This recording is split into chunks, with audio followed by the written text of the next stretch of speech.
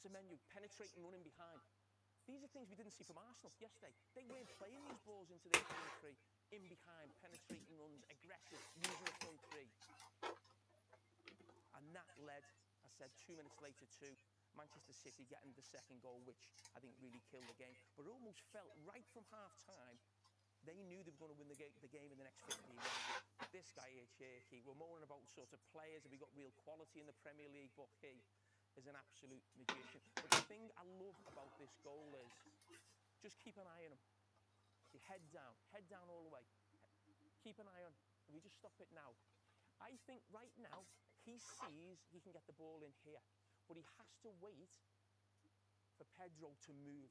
He knows now he's going to make this pass, and he just has to wait another second till he's moved out the way. What a touch and what a finish. So delightfully two-footed, isn't he? Brilliant.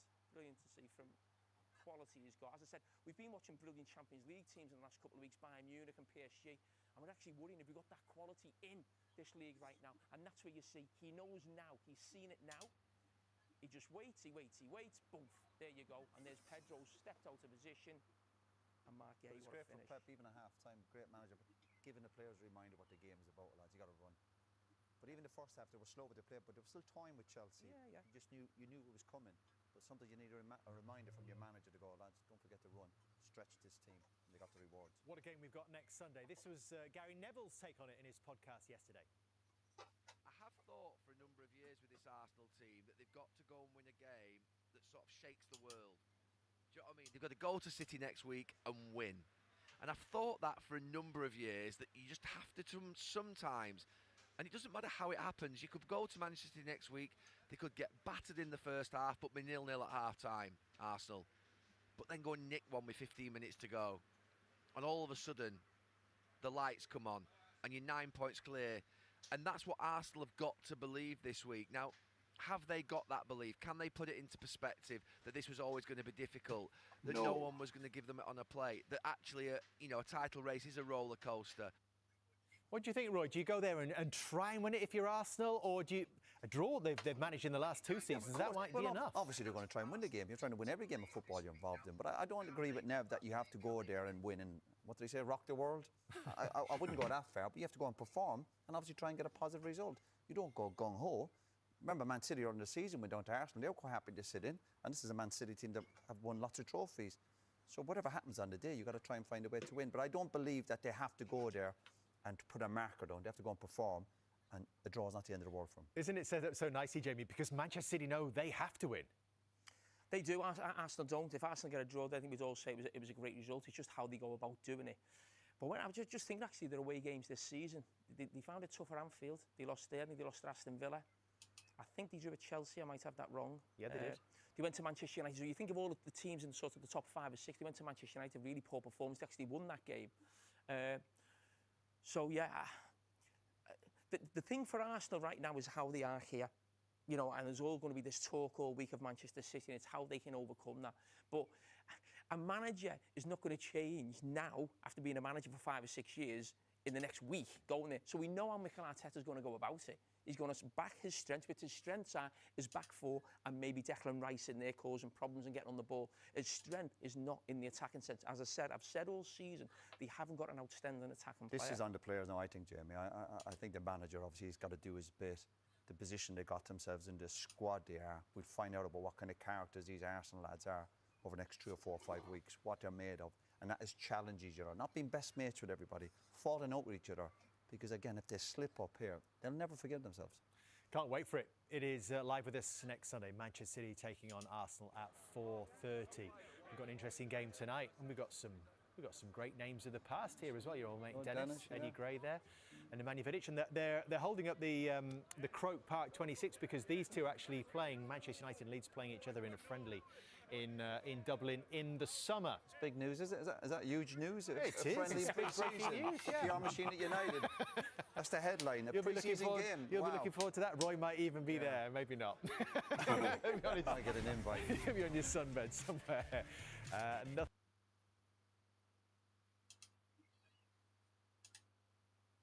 Keno. I mean, let's see what we've got to do. We've got to win this game. There's no two way around it. We have to win it. Not excuses. Meno could be Meno. He's not on. It's going to be a massive miss, you know. Ugarte, I watched him play for his country a couple of weeks ago. He wasn't the best. He could have got himself sent off the red card, but he got away with it. The ref got away. The ref made a mistake, or VAR made a mistake. So to me, Ugarte is a bit of a risk, but you know, we've got enough on the bench to come on and win this game. Bruno can come on and change the game. We've got enough on the bench to ensure we win the game to get the 3 points. There is no two way around it. And I hope, fingers crossed, we win this game, man. Let us know your score predictions, please. So I'm currently What do you think? where the megastore is at Old Trafford. Joining me, I've got two amazing guests. What do you think? Stars from BBC's Race Across the World. We've got Harrison and Katie. Score predictions, please. What's it been like with the reception with everyone tuning in at the minute? Yeah, it's so weird. Like, it's just new to us. We're just two Man United fans. They've been getting quite a bit of attention. I mean, the experience we had was amazing. Scott predictions. What do you think? Just drop in the comment if you can. Who's going to score the first goal? You know, who's going to score the winner? Are we going to get a draw or win? I'm going for a win. We have to win. You know, we've had 21 days of rest, so there's no excuses. 21 days, one game a week, or in this instance, it's one game almost a month. We've been off due to the internationals, so we have to win it. It's mental, but it's exciting, yeah. It's huge, and this is going to be on YouTube as well, so let us know in the comments if you have tuned in and that we're rooting for them as well. And you can't give us any spoilers, which is a bit gutting, because I wish I could just secretly for MUTV fans, I wish you could tell us anything. Roy Keane has been on fire, man. One word about your experience, what would it be? I mean, it's the best thing we'll ever do. That's the team shit there. I know it's Got Lamens, Mazzore, but I mean, Euro, it's like top, I guess. Martinez is back. That's a massive boost for us. But I think at some point there'll be more Man Luke United Shaw, fans because Casemiro, Ugarte there alongside Casemiro. I hope Ugarte has been watching me alongside Casemiro. I hope he'll learn a thing or two just by being on the bench and watching them play together. We've got Ahmad back starting, and Bruno obviously captain, and Cunha had a really good game, couple of games for Brazil, and also Casemiro as well. At one point he was man of the match, Casa. You know, he was man of the match.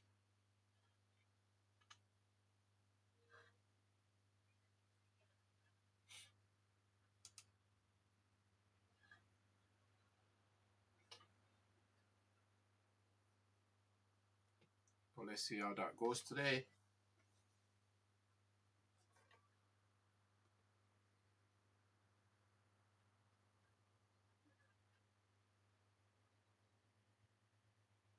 At Old Trafford. And now We need to secure the top three. Because City are gonna win next week. Who would you say is your favourite player at the moment for Manchester United? it's an obvious answer, isn't it? But Bruno does a lot of the work. I mean, they're all great, but Bruno's sort of the stalwart of the team that's been here for years now and is nailing it. So yeah, he has to be my favourite. Leeds United versus that's a massive game, man. It's always everyone's, isn't it? It's always good. Do you have a favourite player? I mean, Bruno doesn't, let you down, but Scott predictions. I do love Colby. He's from Cheadle, which is where we're from, so yeah. I'll go Mbeumo. Yeah. I'll tell you what, in my role, I'm not really allowed to pick a favourite as well, so I just love them all. Yeah. So yeah, so don't worry. We can always, play nice and stuff. We don't have to direct definitely someone there. But score prediction for today, because this is such a big game for us. We've had a long break as well since we've been here. So we want to start off with the win, don't we? What are you going to go for? Leeds of old, I would have had a score in 5 or 6 when they were like dead attacking, but then getting a few. But I don't know. I think today maybe 2 or 3-0. I think solid. We've not played in a few weeks. 2 or 3-0. That 3-0 will be brilliant. We need it. 3-0 United. We need 3-0. What are you going for? I'm going to go 3-1, because I feel like we'll go 1-0 up, they'll equalise. I mean, Leeds, they've got a goal in them. The game, they like to give us a bit of a heart attack, and every now and then we'll go 3-1 at the end, yeah. Well, hopefully we don't get that little heart attack today. Hopefully it's all just nice and smooth.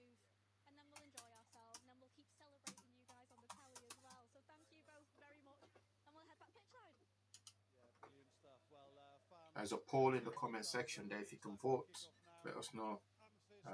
Who do you think is going to win today? You know. Not just in tier 1, but in tier 2.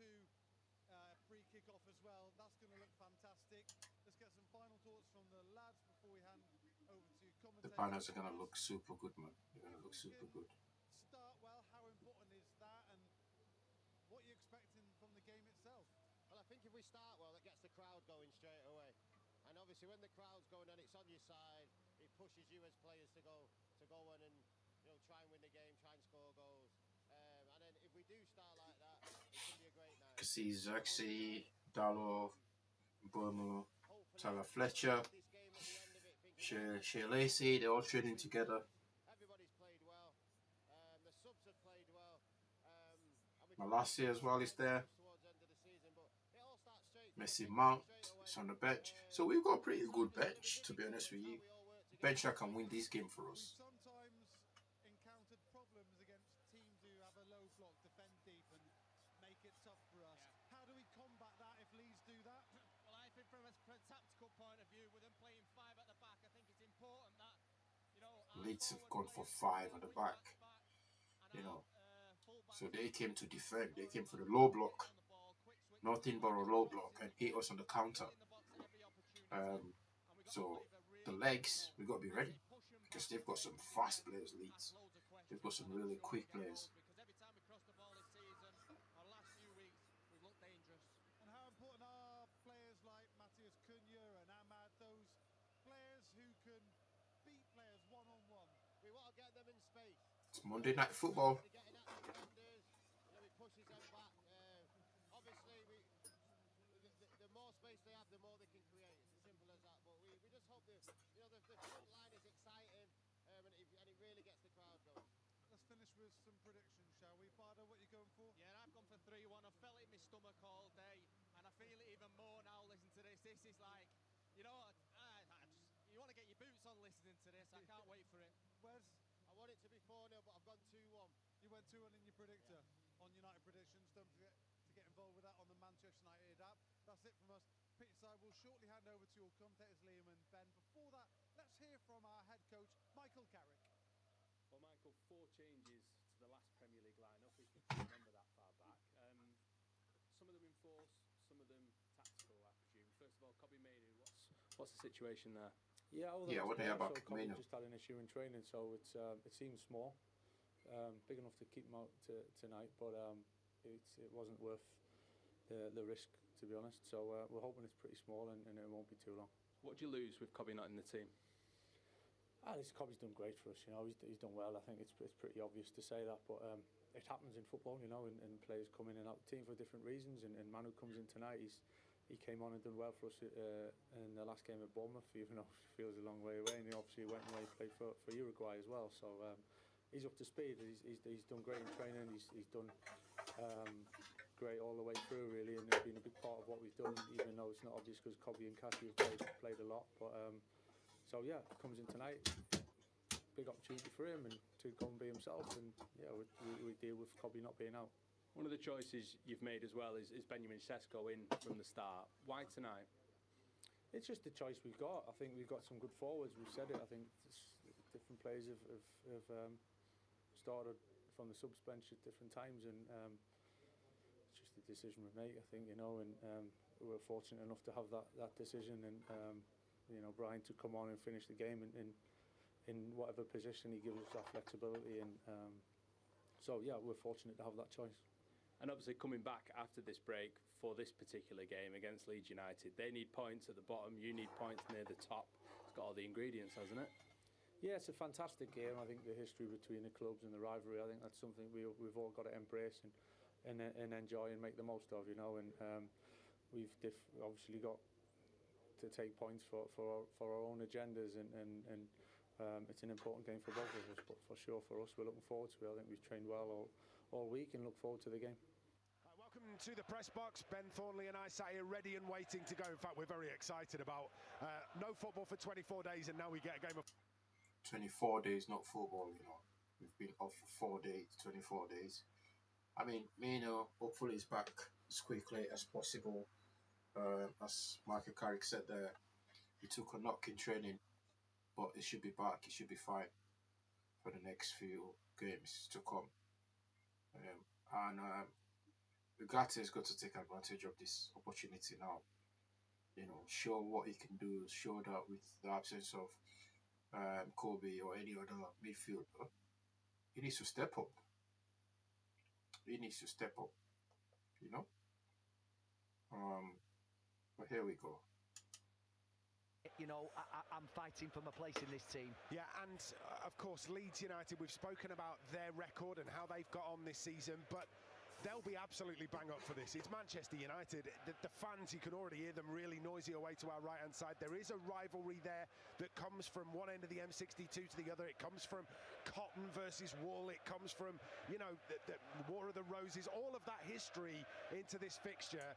And Manchester United need to make sure that they are bang up for it. Otherwise, they run the risk of getting caught out. Yeah, they do, because they've got players that can hurt you. There's no question about it. And the reason why Leeds will be up for it, not any more so than the fact that it's a War of the Roses type thing, if you like, is the fact that they know that a couple of defeats and they will be dragged. At the moment, they're at the top of that pile from getting relegated. Yeah. But other than that, they need to make sure that they distance themselves. This is going to be a tough match for us, but we know it's going to be a tough match for them as well. Manchester United have got a 7-point gap to 6th place, and that's really, really imperative at the moment.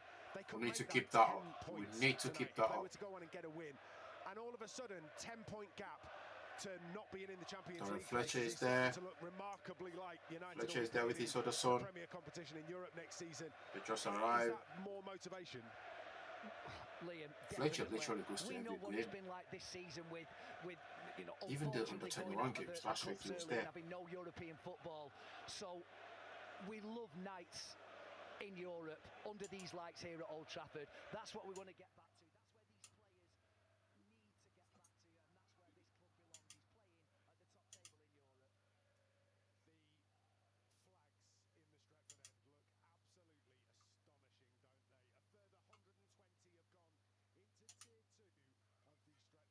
Roy Keane there. Kino.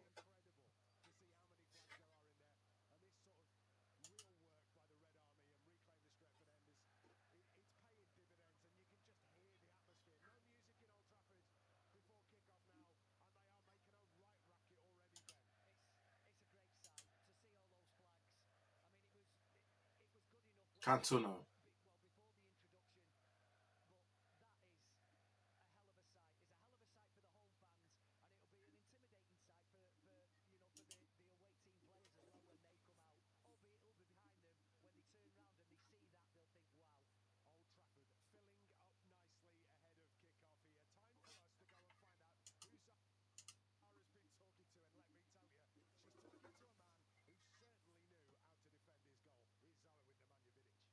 Oh, big Vidic.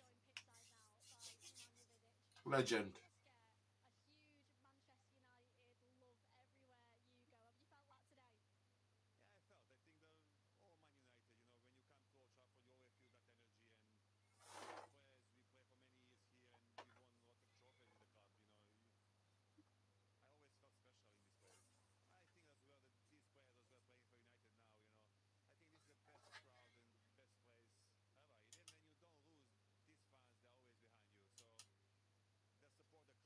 The wall and support the players that play for the club, and I feel that even in those years we didn't have success. I mean, I can see it in your eyes when you look around here at the Theatre of Dreams. It's still that dream for you. I can just see it, that it's made such an impact on your life, hasn't it, this place? Yeah, I love this place. You know, only word, the Theatre of Dreams, you know, say everything. And for me, definitely it was the theatre of dream, because at the time I was playing for United, they have a great squad, fantastic manager, great club, was in the fantastic shape. So we won so many trophies, and it was like dream coming true. So, and still, you know, coming to this place, you feel the history, you feel like those players they're playing now, what I saw in the last 10 games, it's like the times we play for United, and I feel positivity in the way they play. They're playing forward, and you know, it's exciting to watch the games. And I'm glad to see that, and I'm here, obviously enjoying, and hopefully today I'll enjoy again. Fingers crossed, because one of the people that's actually responsible for making sure that football is exciting to watch is Michael Carrick, who you know so well. What have you made of his impact, and just as a person to have around this club in this leading role?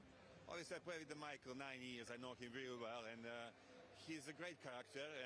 Obviously, he's a strong character, but in a different way. You know, he's very knowledgeable and very calm, and you always can rely on him. He's not the guy. He's going to have many days up and down. You know, he's always going to be in the same line, and you can see the way he's running the games and how he's presenting the club in the media.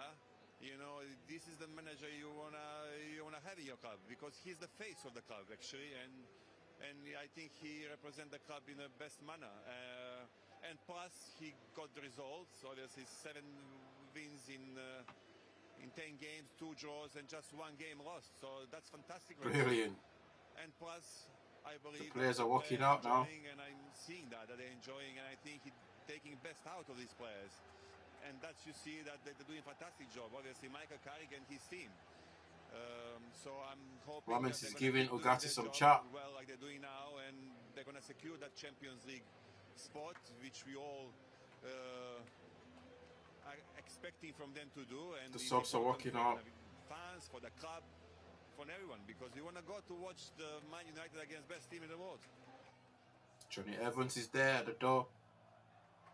Since the last game, Manchester United restart their season with a home tie against an old enemy from across the Pennines. The Reds now know they need to finish in the Premier League's top 5 to secure a Champions League berth next top season. 5. We finish in top 3. To that healthy 7-point cushion to 6th place against Leeds United this evening.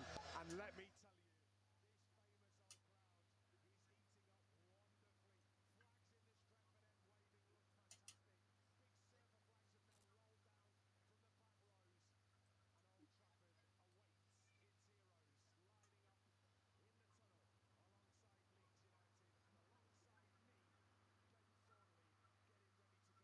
let's go, boys.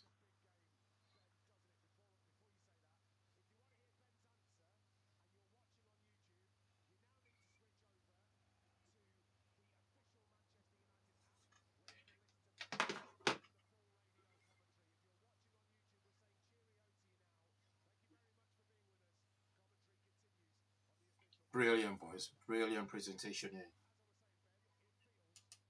Brilliant presentation here from the guys. So I'm switching over now to my stream. Players are walking out now. Yeah. Interesting that aside in the tunnel we saw Biol and Benjamin Šeško exchanging their pleasantries. 2 Slovenians on opposite sides and 2 big boys as well. That could be an interesting part of this clash tonight. 2 great Captain Bruno. Manchester United up against Leeds United, 1 chasing Champions League and 1 fighting for Premier League survival. Watching for us this evening, Gary Neville alongside Seb Hutchinson. Evening to you, Seb. Yes, and good evening all. A fixture that has always been huge, but a winner tonight will be in pole position for their respective aims. Aims that would have been the same at the start of the campaign.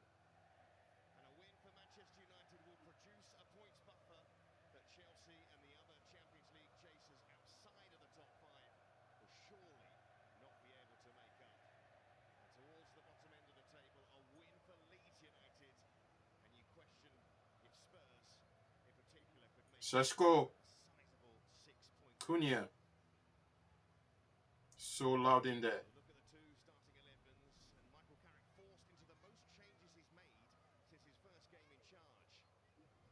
Senne Lammens has been the goalkeeper for all 10 of those matches. Harry Maguire begins his suspension, so Lisandro Martinez's return is timely, along with Mazraoui. No Kobbie Mainoo in the squad, so Manuel Ugarte handed his first start under Carrick.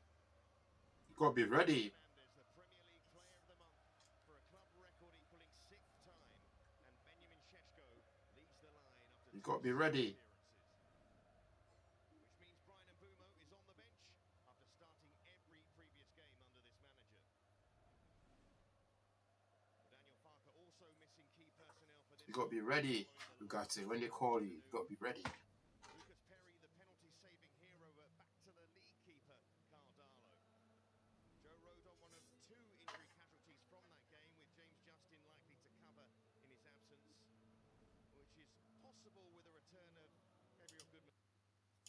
Got to be ready. Got to be ready. Yeah, this Leeds United team is quite a tricky one. If you watch them play, if you've seen them play over since the beginning of the season, DCL found his form, found his scoring boots, right? Since he joined Leeds United. I think he's only missed one penalty. I believe. He's only missed that one penalty. Ugarte, everyone, you know, I feel sorry for these guys, man. Everyone's eye will be on Ugarte today. You know, wishing him luck. We wish him luck. Hopefully, I just want him to have a good game, man. I want him to have a good game, Ugarte. He's talking to Casa now. I want him to have a good game. And Padu is quite good for Leeds.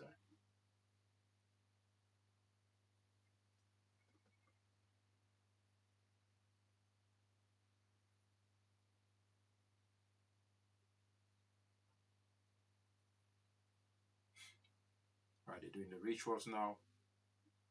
Daniel Farker and Michael Carrick. Shake hands there. Yeah. We'll have a glass of wine after this, mate.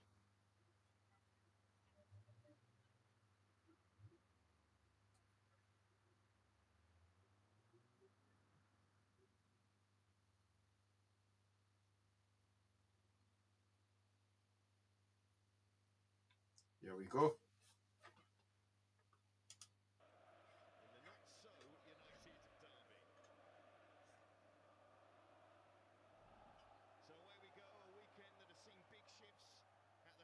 Bottom of the Premier League table, and the defeats for Chelsea and Spurs in particular have presented opportunity for both these sides. The home side tonight having an opportunity really to cement Champions League football. Yeah, to be able to go 10 points clear of Chelsea, who they play this coming weekend in 6th place, will put them in an incredible position. Leeds United, we did see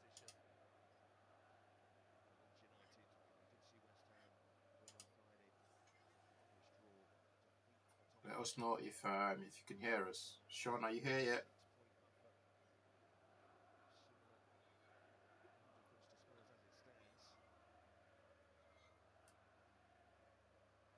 Please like the stream.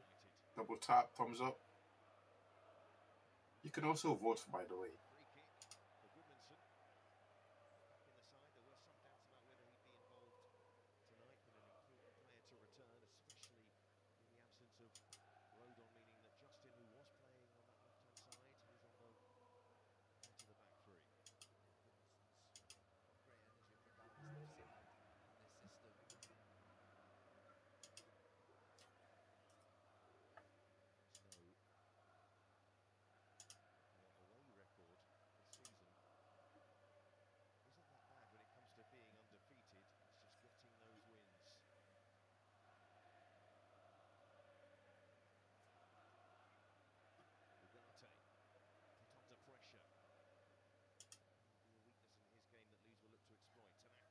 Big time, big time. Even the commentary.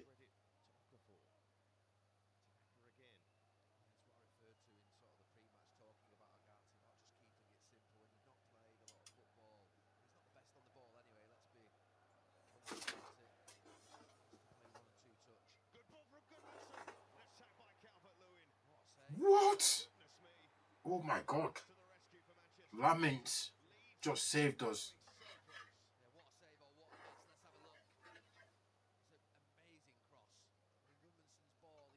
What a save.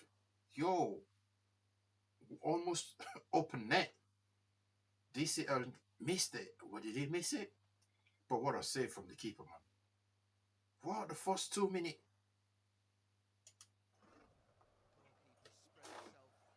Wow. They got corner. First corner of the game.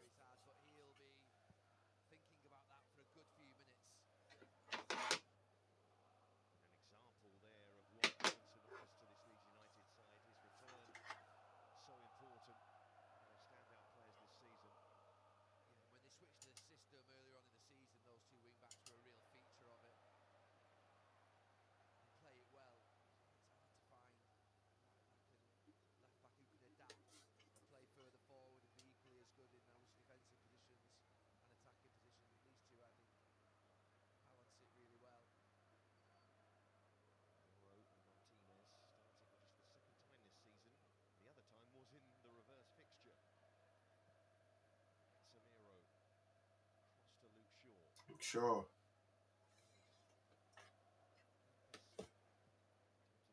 Come on, Shesko is on. Shesko is through. Ooh. Unlucky, unlucky. Too heavy. The pass was too heavy.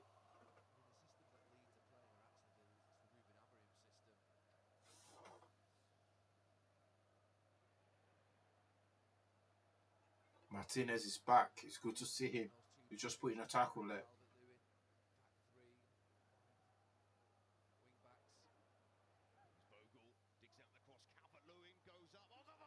Oh, they scored. Fucking hell, they scored. They fucking scored, Leeds United.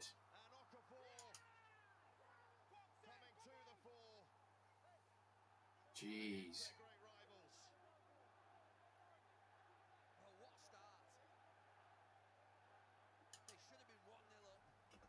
Wow. It was coming. That goal was coming.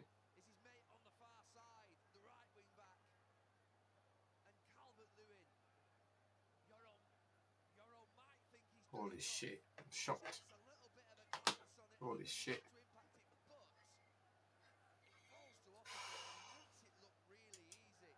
There's plenty of time. Plenty of time. But we shouldn't be considering goals like that. You know. But this is what happened when you put the cross in for your strikers. When you put that first cross, boom, first cross. You know, they're not keeping the ball too long. They know exactly what they need to do. Get the ball and cross it. Jeez.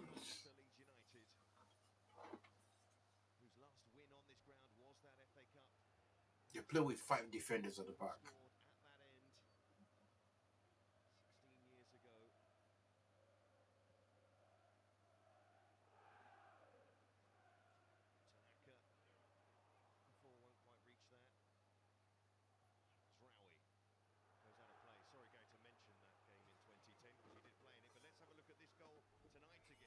Yo, the goal is... They just put the first time. Ugarte was there.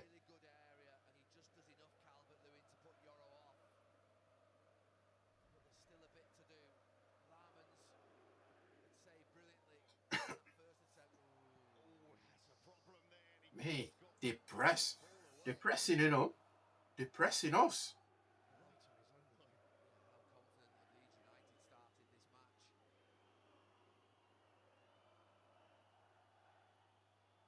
Get back, get back. We might need to...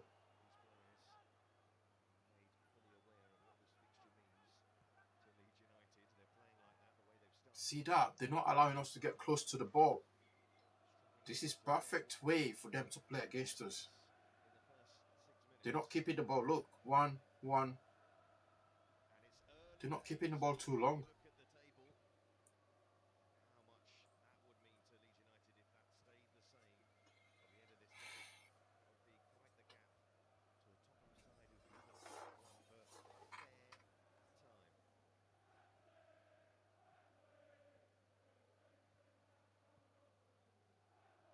Here they come again. Here they come again.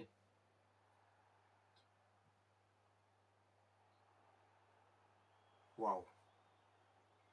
They are pressing us. They are pressing us. We're on the back foot. Casa is down after that tackle.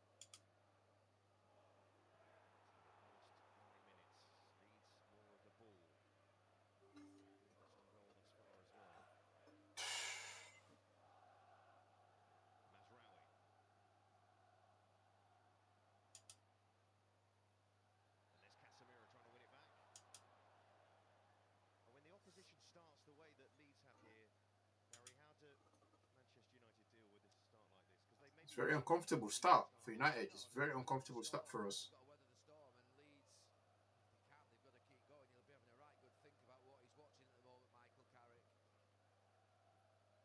They've got good control through the back three. The two in midfield are keeping good positions, and then, like you say, they're getting joy through those wide forwards tucking in, the wing backs going round the outside.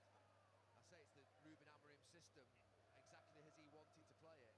It's the Daniel Farker system right now that's working pretty well indeed.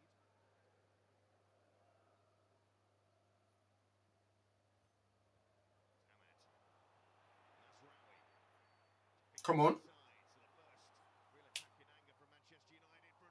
Oh.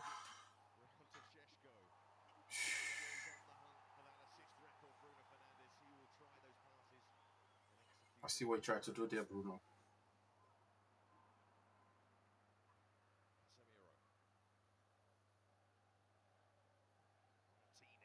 Bruno. Ooh.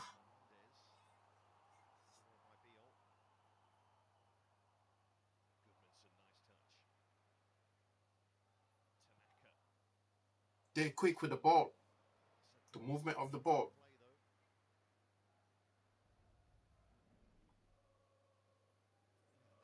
2 shots for Leeds. 2 shots in the box. 2 shot. Oh.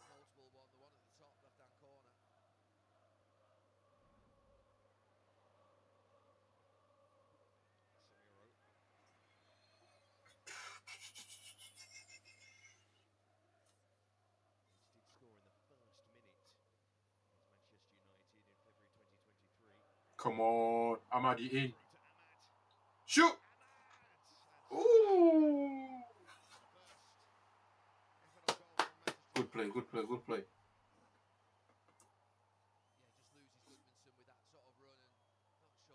Casemiro there, what a pass. What a pass.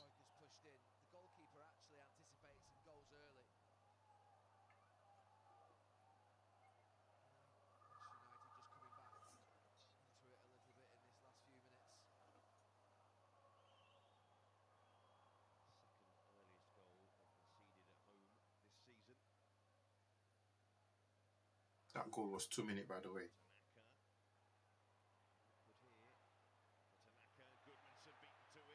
Goal. Oh, unlucky there.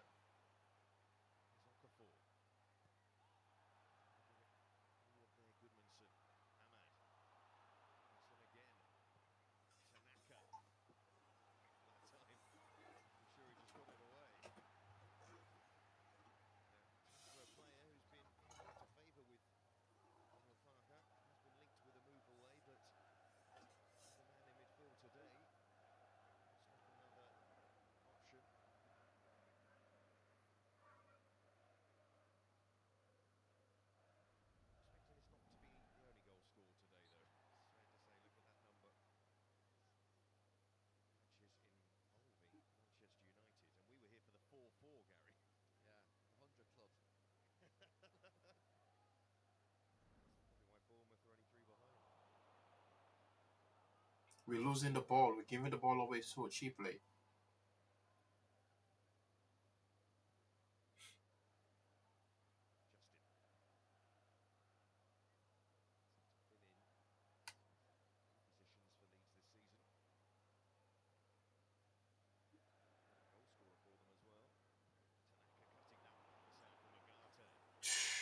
We're losing the ball so cheaply. We're giving the ball away.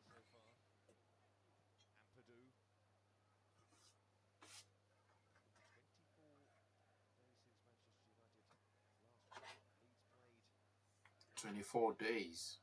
We shouldn't be losing this game.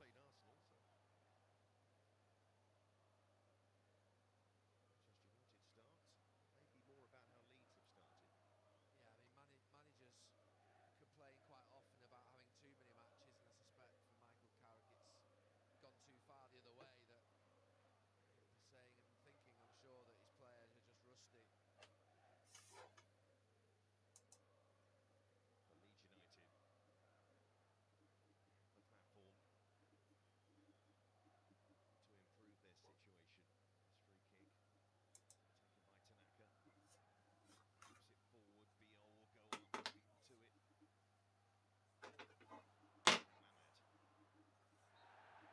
Foul there on Ahmad.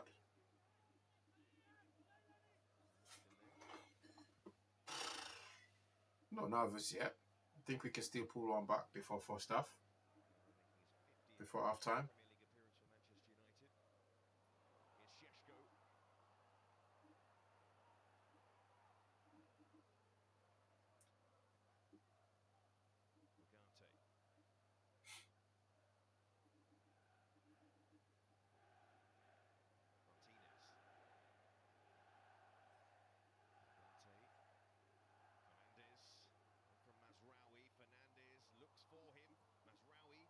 Corner. Got corner. Yeah, Bruno Fernandes just starting to get a little bit of the ball.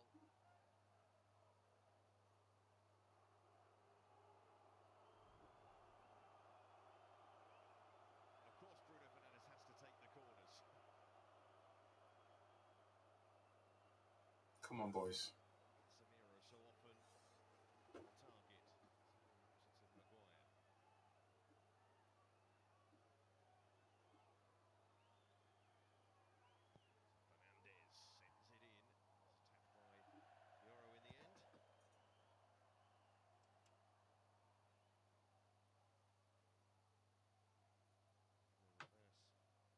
The reverse fixture. Two sides scored within 3 minutes of each other. And Sir Jim Ratcliffe, well, he'll be happier about things, it's fair to say. Things are going so far, and probably planning ahead for next season. Can read a lot from somebody's expression. Michael Carrick, will he be the man in charge? Not doing much wrong as it stands. Here's Okafor.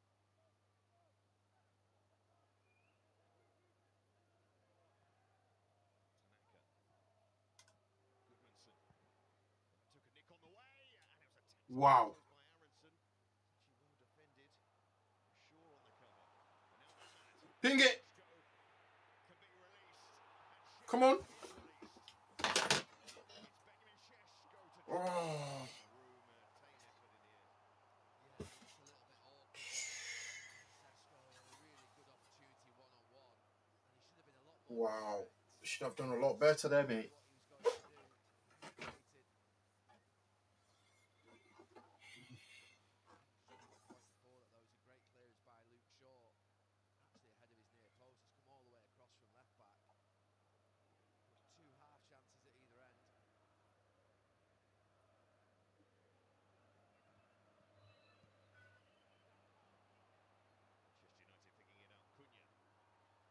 Either his first attacking moment of the game. Goes down, so he's going to get booked here. Yeah, he's gone for the dive. Cunha. This is not the time for this bullshit. And he wasn't having it straight away.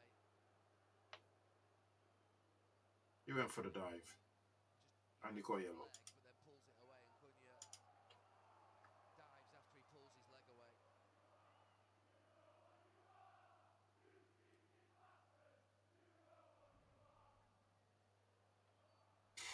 Listen to that. Listen to the chant. Listen to the chant from Leeds United fans. Oh my God. We know what you are. Fuck off.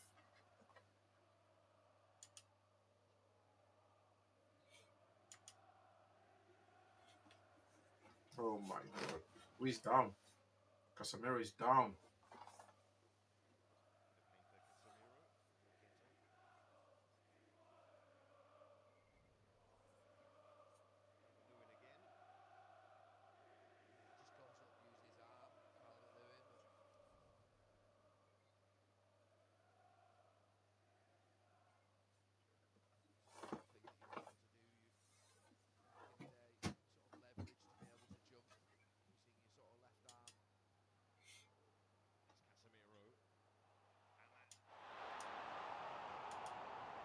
Inside. Oh.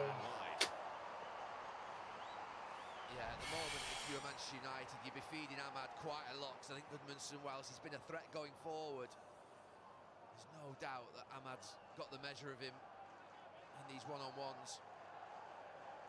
He just can't shift his feet quickly enough, and again, a decent chance for Ahmad.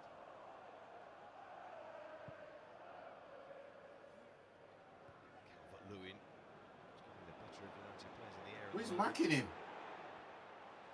And Okafor, will he get there first? Of course, Yoro, that was important from Yoro because Leeds United would have been in. Next start from Okafor.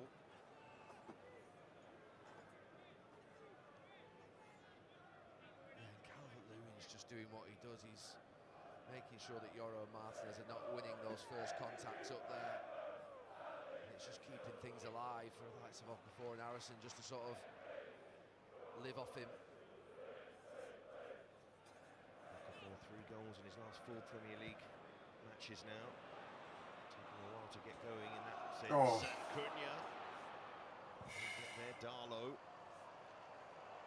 We need to keep the ball a lot better. We need to do better at keeping the ball. We have to do better at keeping the ball. Was the hero after an up and down 120 minutes, it must be said, but he made the key penalty saves in the end. The keeper who is on the bench tonight is Martinez. Just watching Cunha in the early parts of this match, quite often when you watch him off that left for United, he does drift off that side and comes into the sort of pockets inside. Quite often he's just playing really wide tonight, just staying out on that sort of far side. He's just not been getting in the game anywhere near as much as he ordinarily would do. Shaw. Too much on that pass. But he has had plenty of impressive moments this campaign.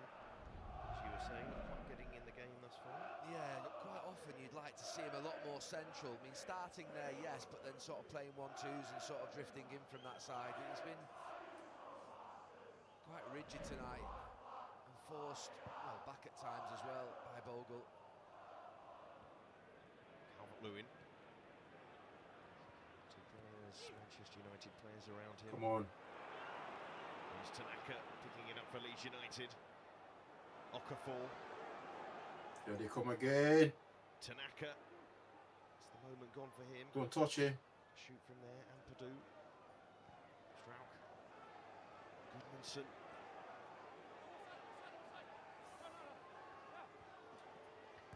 Ampadu. A lot to like about the way he's moved the ball so far. Here's Aronson. Through, looking for Okafor, not quite on that occasion, but there's a positivity about their play. Yeah, they're trying to be a little bit too precise. I think if you're Okafor, he has to play Goodmanson in that first one on the overlap before, with the joy that Goodmanson's had on his crosses. To ignore him like that, it's disappointing if you're the left wing back. For Leeds, who hadn't scored in their previous 4 Premier League They're matches. coming back. They keep coming back at us. Don't look like a side who are content with 1 Oh goal. my days. Here's Bogle.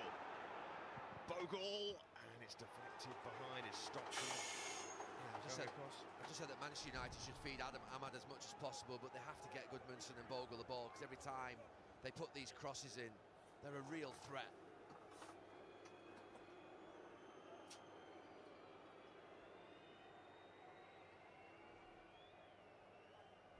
He saw that space.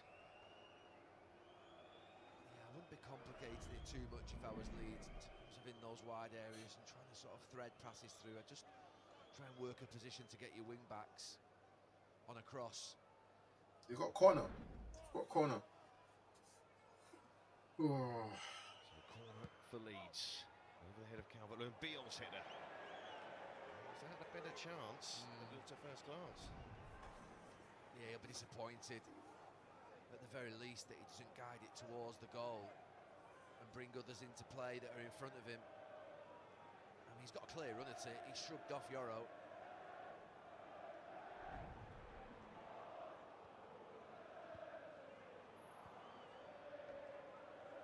There's Yoro. And limit once more. Strong start from Goodmanson. But here's Šeško. He can play that through to Cunha. Instead, he receives it from Bruno Fernandes. Cunha. Ahmad. Oh, just got away from him, and then clears it. Yeah, what a goal that would have been. All round. I thought, as this ball comes up to Šeško now, he's got to play Cunha through. What's that there? And he hasn't seen it.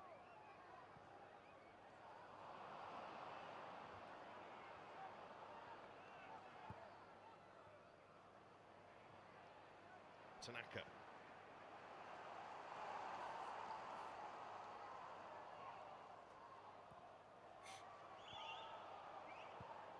Darlow.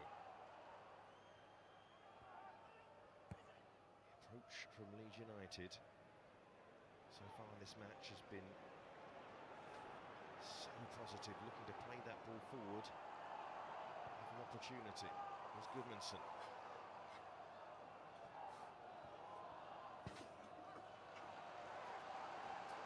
Shroud. Beal. Tanaka.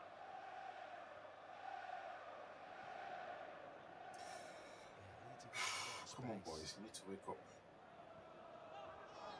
And that's going to be a free kick.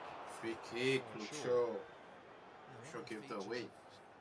Manchester United, since Michael Carrick has come in, that they've been a lot more compact and they haven't been allowing teams to play through them as easily, but just signs tonight that they're just not quite right, and Leeds are getting a lot of joy in wide areas but also playing through the lines, and he'll know it's not right, the Manchester United manager.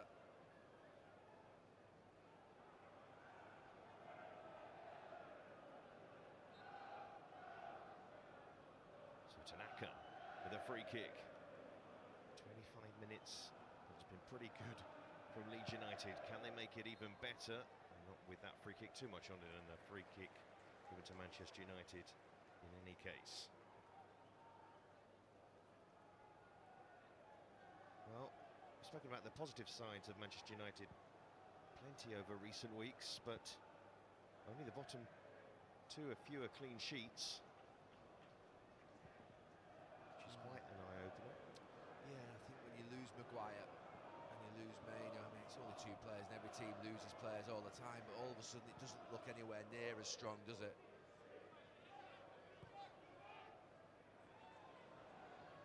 Martinez. Casemiro. Trying to find Bruno Fernandes, loses it. Tanaka moves it on, can't find Okafor. Casemiro tries to find Bruno Fernandes again. There's Tanaka. Ampadu. Good ball to Okafor. And Okafor faced by Mazraoui. Okafor already scored once. The pass is excellent. Bogle picks it up. Calvert-Lewin didn't realise it came back to him. It's a bit messy, and the free kick goes to Manchester United in the end, but Leeds United creating opportunities and he just didn't know it'd come back to him. I mean, Okafor in this wide area, and then they just create an overload.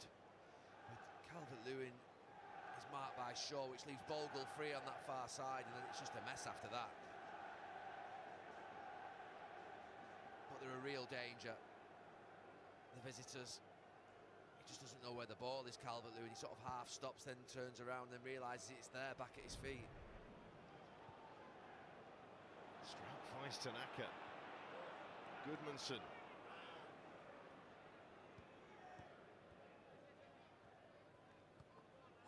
Oh, he just sold Strout short there. Here's Fernandes. Ampadu. A fair challenge in the eyes of the referee.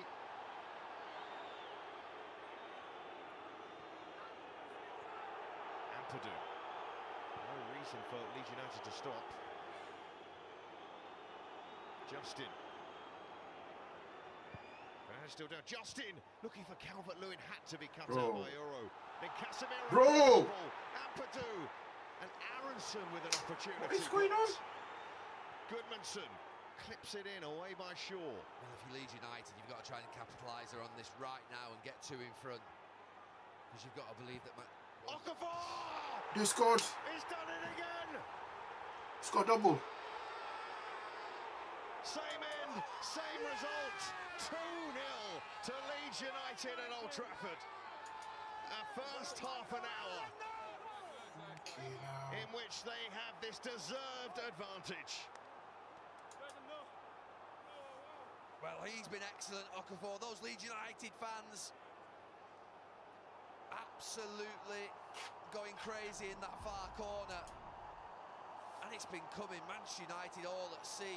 Euro desperately gets a foot in there, and then, I mean, Martinez and Casemiro between them, the pass, waiting for the ball, and the inevitable.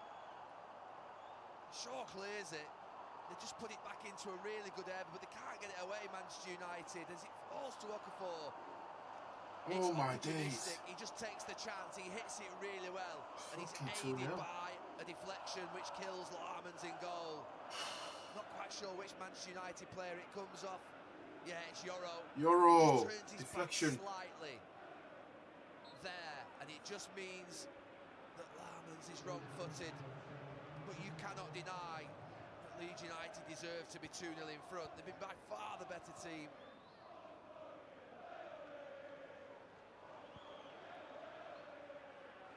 And then he will have wanted to wait till half-time, Michael Carrick, but I think he'll be looking at this and thinking, can't really make too many changes defensively, but I might have to think about Mbeumo and Mount.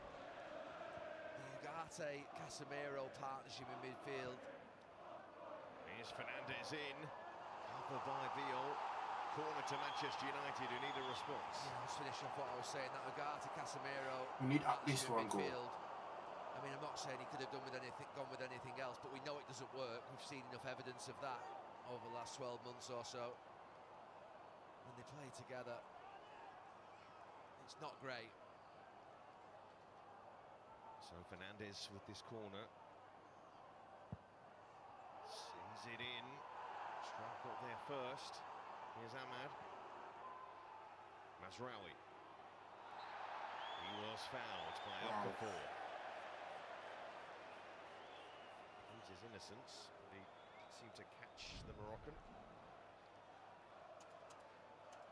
Yeah, he just clips his left ankle. It's a dangerous position, and Bruno Fernandes in these positions can be a real threat.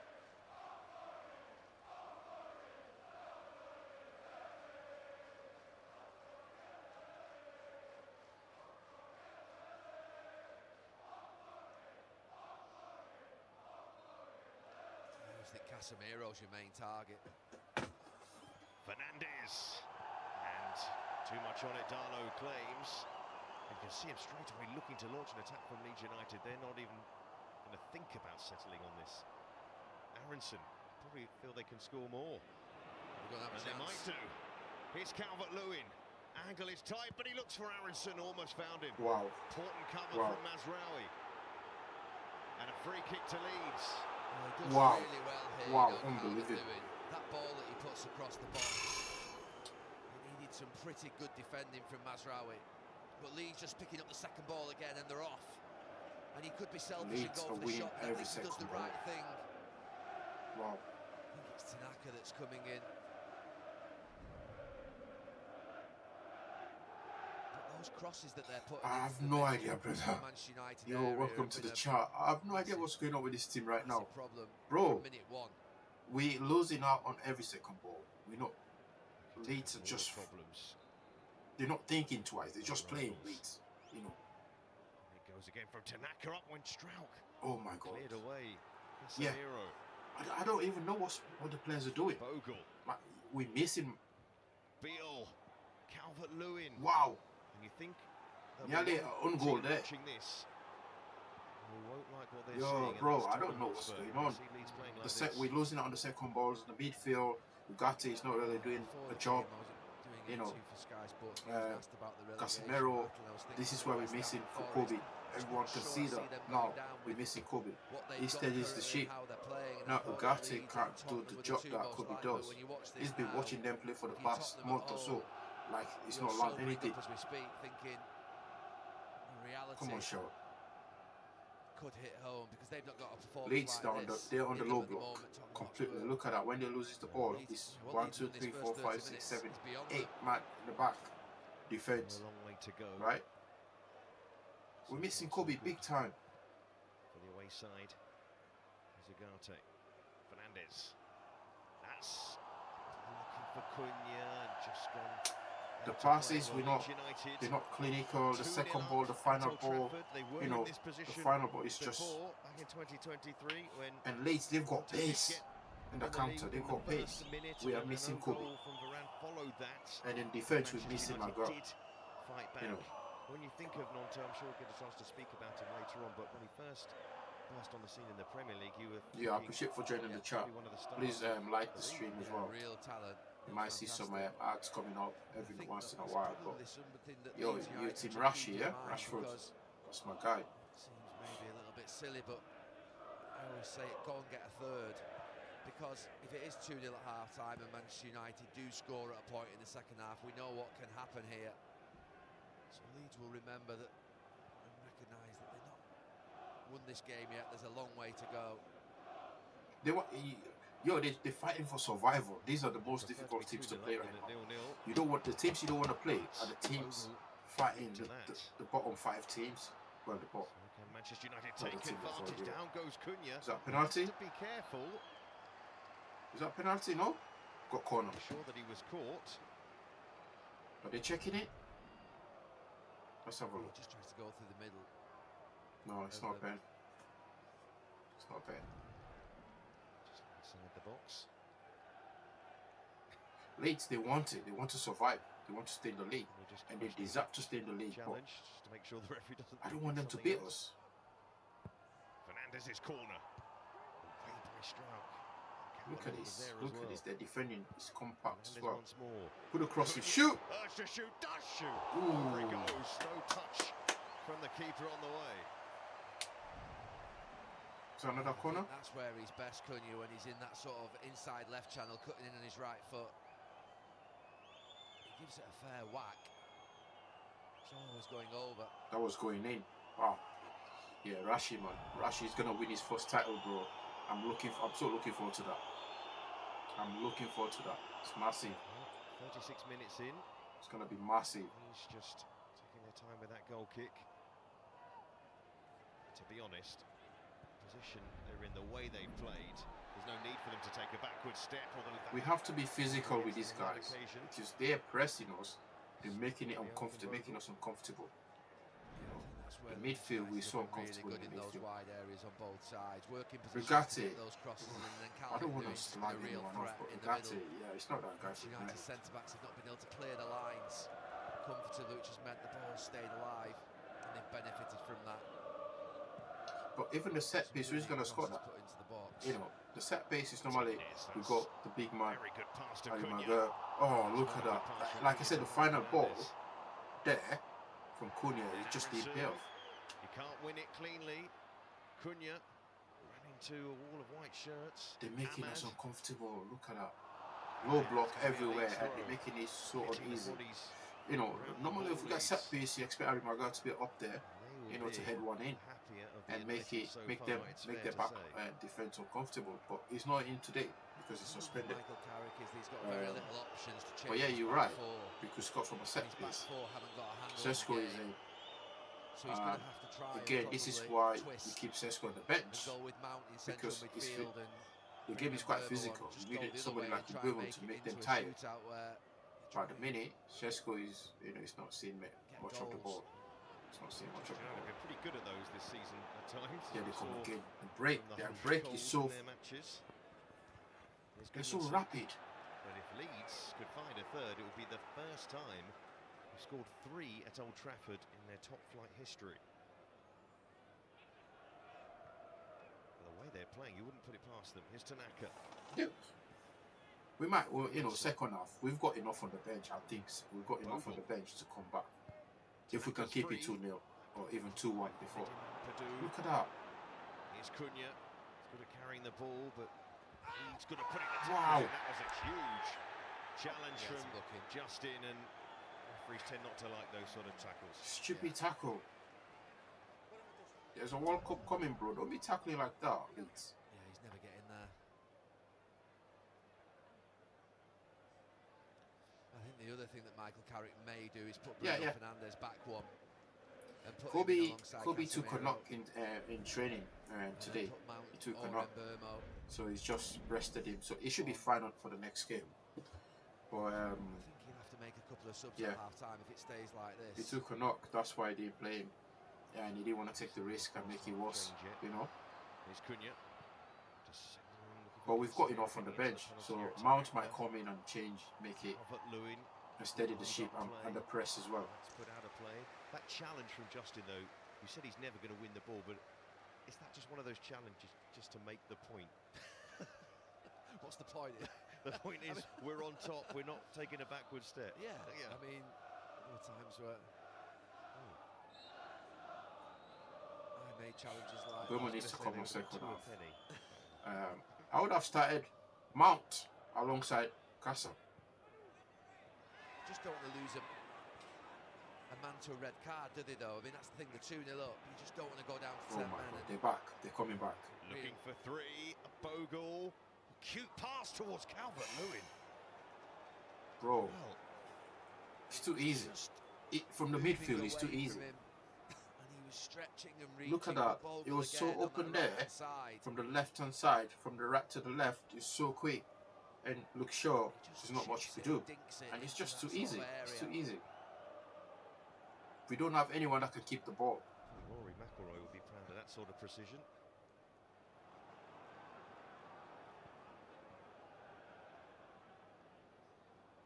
And they're playing.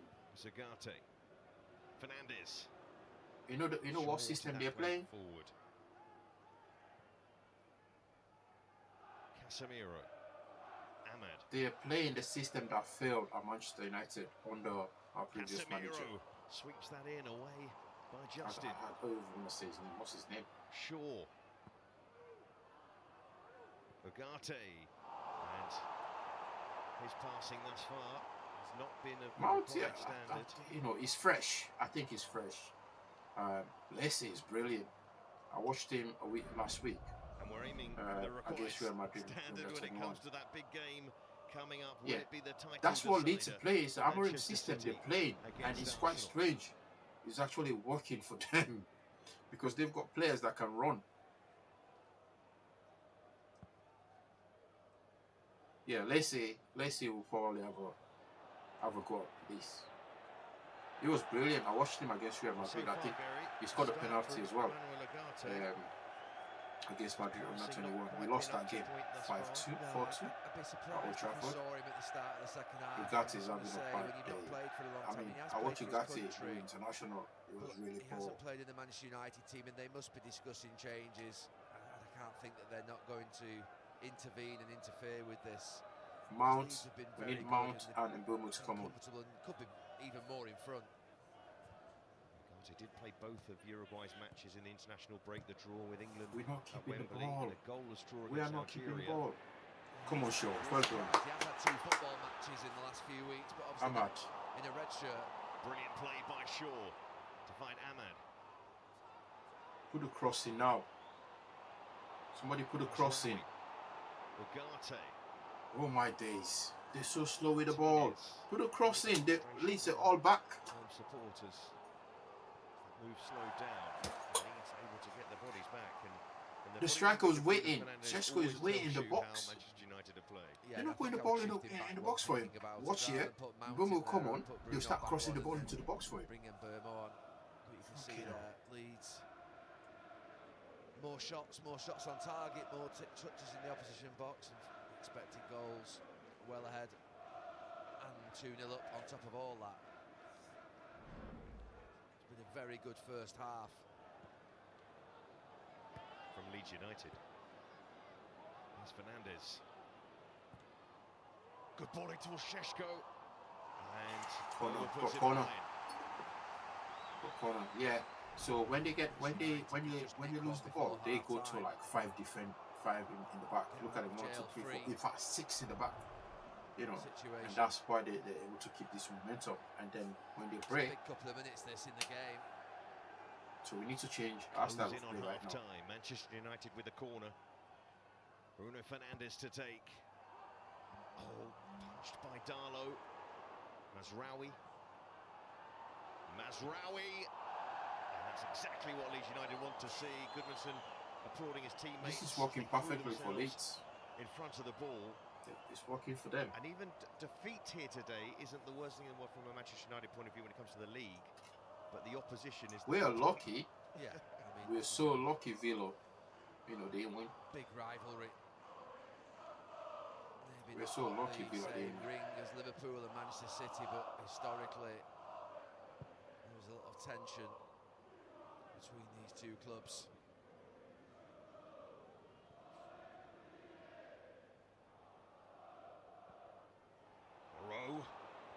Pressure by poor pass. Tanaka looking for three. Wow. Doesn't score.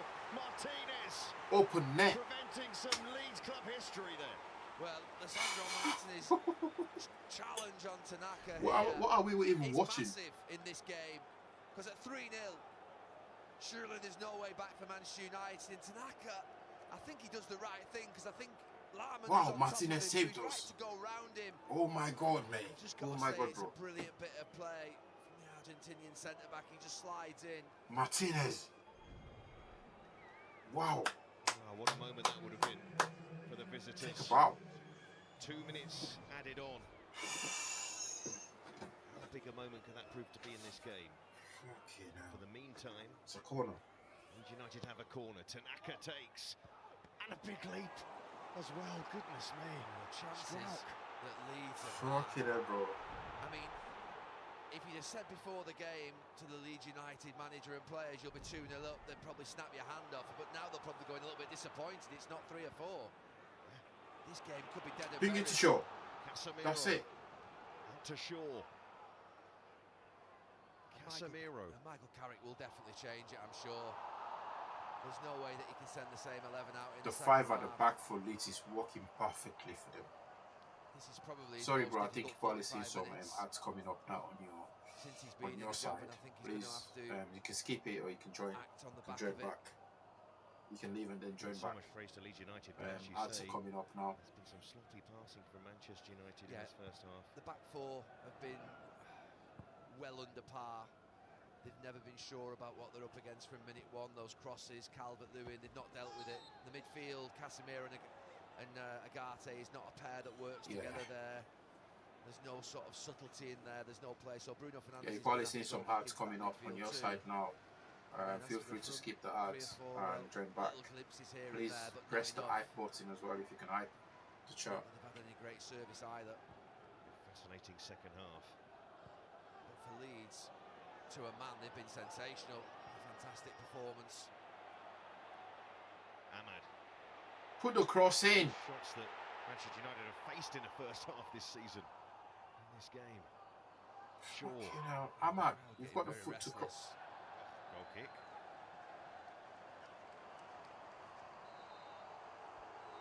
Well, almost the perfect first half for Leeds United, hearing boos around Old Trafford. Lisandro Martinez with that goal line stop after Tanaka Who is booing? was in.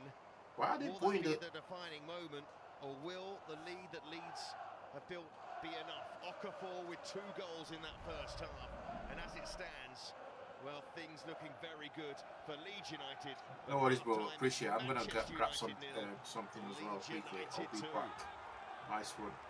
But yeah, Leeds are taking advantage of the show. You know, they should have been. All right, man. See you shortly. Yeah? We're not taking advantage of it. We're not taking advantage of the fact that we've been off for 24 days. United have been off for 24 days. We've not kicked a ball. Obviously, we've been training in Ireland, but we've not really had match fitness. But some of these players have been playing international football. And today you can see we're missing Kobe Mainoo. We're missing the big man at the back. And United fans that keep talking about Kobe in a reckless way. And even Harry Maguire, I was guilty. We keep talking about these players in a reckless way, and you can see the impact they, when you're not on the team. When you're not on the team. I think he's got to take off Ugarte second half and bring either Lacey or Mount alongside Casemiro. Lacey probably do a better job because he can keep the ball. Lacey can keep the ball a lot better. He can move with the ball as well.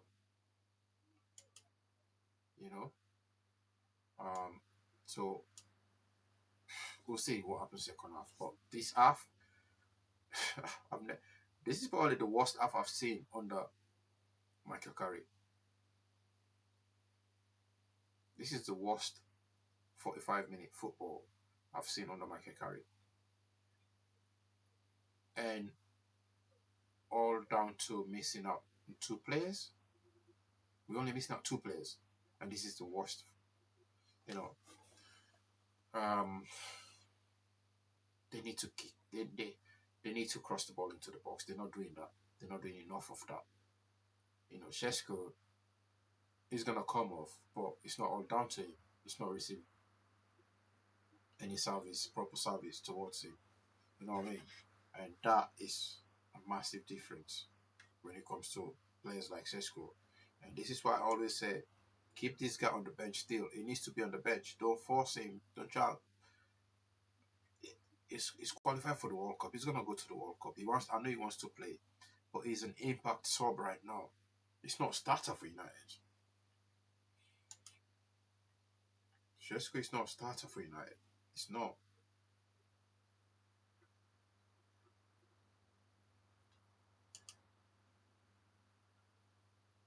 It's absolutely not a starter for United.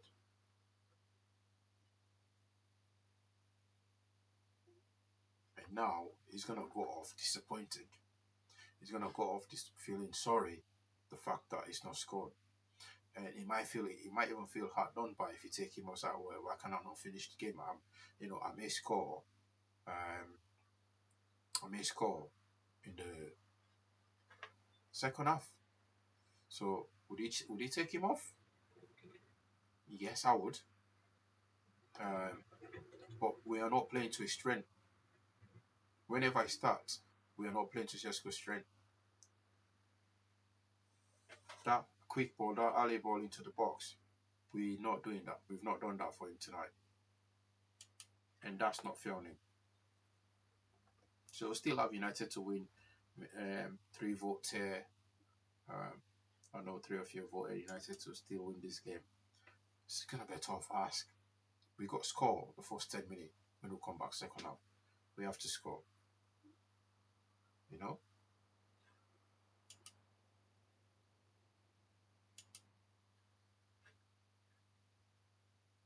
First 5-10 minutes, United got to score. The first 5-10 minutes.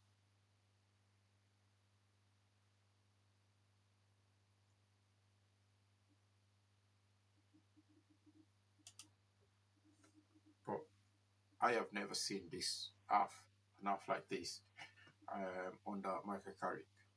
Right? This is the worst first half, the worst 45 minutes I've seen under Michael Carrick. Right? Worst. Let me know what you think as well. Let me know what you think in the chat. Because for me, this is the worst 45 minutes I've seen under Michael Carrick. Casemiro looked lost. Ugarte, like he's not even there. Let's have a look. Let's see what went on to win the say. game 5-0. Leeds have been rampant. They might have scored after 3 minutes. They're in front, Roy, after 5. Yeah, listen, United will be delighted. It's only 2. Leeds have been fantastic. They've been aggressive, passing it forward, good link-up play. You got runners, you got energy. They've got a lot of composure. United, it goes to show United have turned up thinking they'll automatically just win again by turning up. Far from it. And again, people running ahead of the ball, not complicating the game. Balls into the box, being aggressive, lovely finish, good aggression, bodies in the box. Is the challenge from Calvert-Lewin important here? Yeah, very much so. He's making sure the defender's not getting a clear header on it. Very aggressive. Do you think it's a foul? No, that's part of the game. We love the physicality of football. Love it. Brilliant start by Leeds. United haven't got started. It looks like and a foul, you know what? United aren't running. Right. The 2 midfielders, not at the races. So that was 1-0, and Manchester United had complaints about the build-up to the second. They thought Bruno Fernandes was fouled there by Ampadu. Jamie? No, quite clearly shows he wins the ball there. And listen, I mean, Bruno Fernandes is trying to get the free kick. Listen, I've got no problem with that. It's not a free kick, but as soon as you don't get it, get up and run back. 40 seconds later, ball in the back of the net. Yeah. This is just but it's been Manchester United inviting a lot of this, hasn't it? Leeds have been absolutely brilliant. Manchester United's been absolutely battered. We've seen the stats there. I mean, Calvert-Lewin's been excellent. Obviously, we're disappointed he's not on the score sheet, but I think the 2 midfield players in Ampadu and Tanaka have been absolutely outstanding. And as I said, Manchester United are fortunate it's not 3-0. But as I said, I think Gary said on commentary as this goal goes in, he was saying Leeds need to score a second. And as soon as he'd finished his sentence, the ball was in the back of the net. And it was exactly what Leeds deserved. Second, but listen, it's not just been an aggressive performance, it's the quality on the ball as well. They've passed Manchester United off the park. Senna Lomans, nothing he could do about that one, and it looked like he was about to pick the ball out the net for a third time just before half-time, yeah. Roy. Oh my goodness. You know, you think it's bad enough for two United messing around with the back again, lackadaisy, lack of concentration, and there we go. This is brilliant. Out Tanaka. Absolutely, and listen, obviously credit to Martinez, but if that goes in, it's definitely game over. You think if United get the goal back, next goal, they're back in it. But again, sums up United, poor decision-making, sloppy. Wow. I can't believe how bad United have been. We haven't seen this either from Senna Lomans too much, have we, Jamie? No, listen, he made a brilliant save early on, didn't he? But as I said, probably not being at his best. But listen, I think there's bigger problems on that pitch right now for Manchester United. And there has to be a change at half-time, at least one. Loads of problems for Michael Carrick to deal with. This is a real test for him now, isn't it? Booed off for the first time in his tenure. Okafor with 2 goals, the first Leeds player to score. Why did they boo the players off? Yes, they were terrible, but why did he boo? Why did you have to boo that? It's first off, you know, if anything, they need you to support them. They need you to start singing. You know, win or loss, we need. I think they were probably booing the ownership here. I don't think they were booing the players. But Sky will try and make it look like or sound like they were booing the players. But either ways, I've never seen anything like this enough.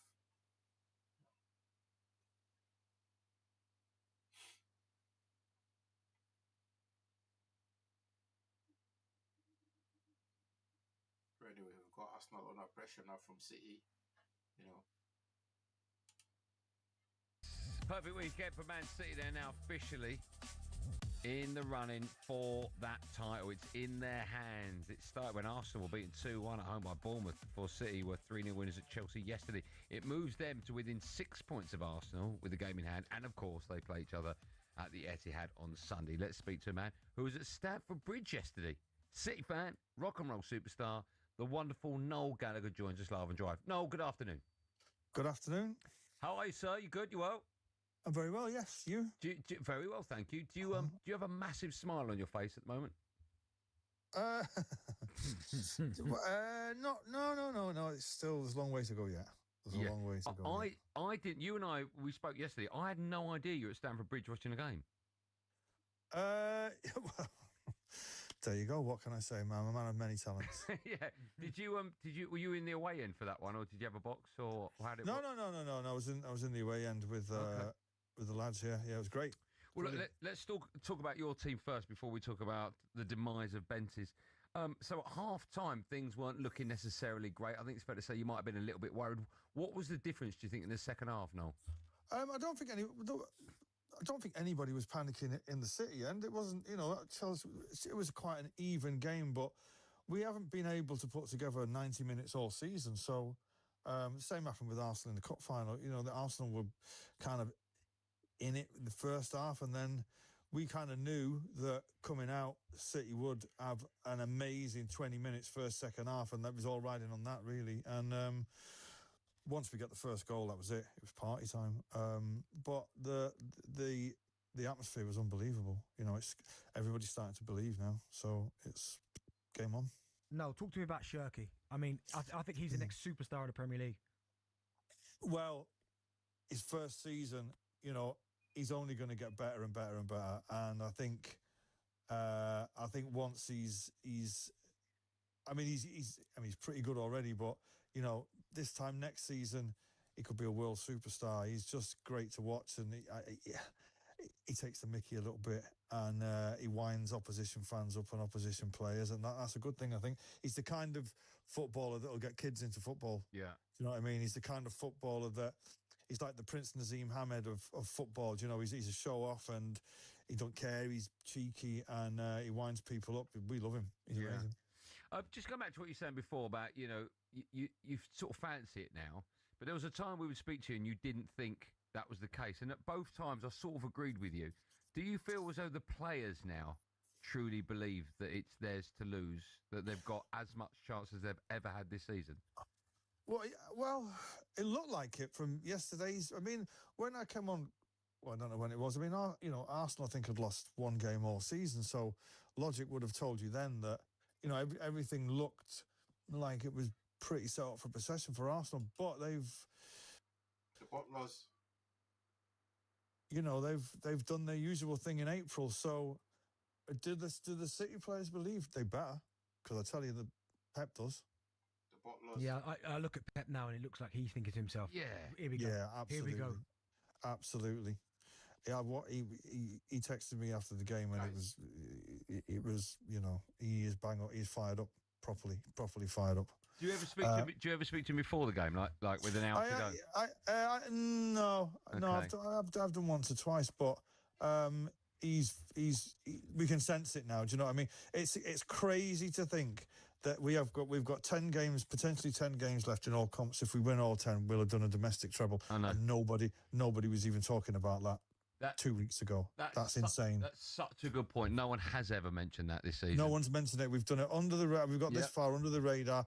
But as we get closer to that, then the pressure tells on us, and you never know. But you know, Sunday's game, I'm so glad we're in it, because this is like this is a massive game, and City are just playing under the radar. They're not letting anything sleep, you know, and slowly, gradually, they edging towards winning again a treble, a domestic treble.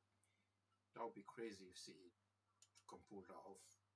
You know, they've already won one, got 2 to go, and I can see them do it. If they beat Arsenal next weekend, it's all for City. It's all for the taking.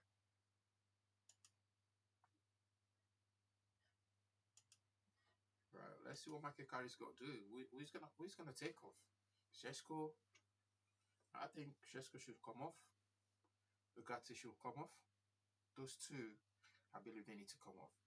But is this game the game for Lacey? Yes, I think so. You know, even Mount in defense. I mean, I think he should. Who is he gonna take? So he can make 5 substitutions. 5. So leave Mazwari for now, right? But we need Dalot to come on at some point, and we need Heaven to come on, because he's quite good with the ball and moving the ball forward. He's quite good, and also good at picking a pass.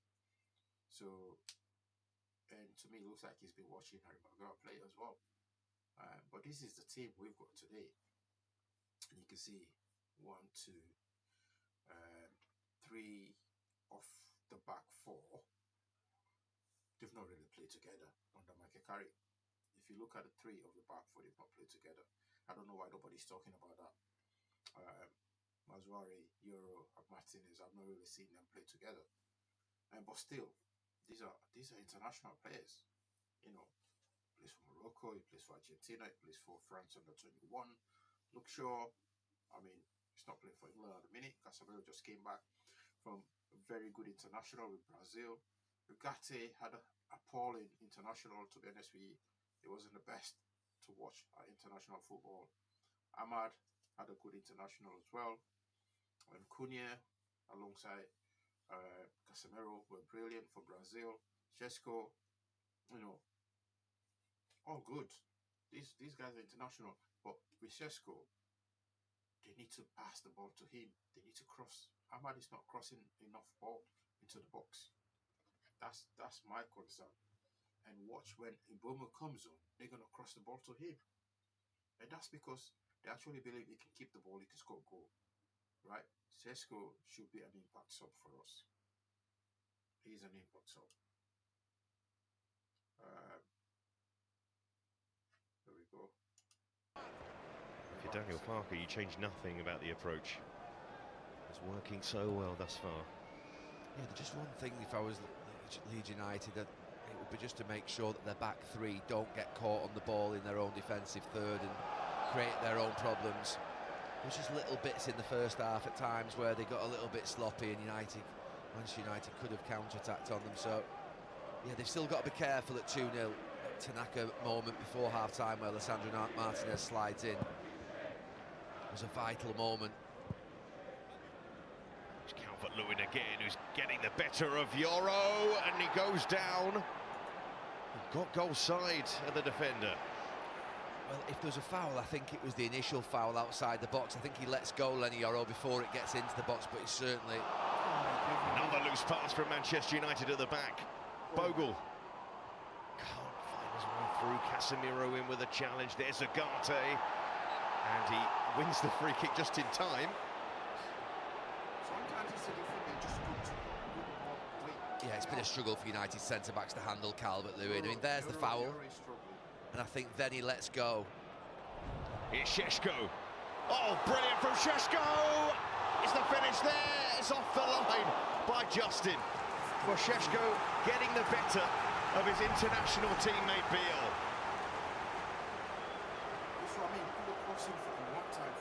The two lead centre-backs just don't deal with it, and Šeško does really well.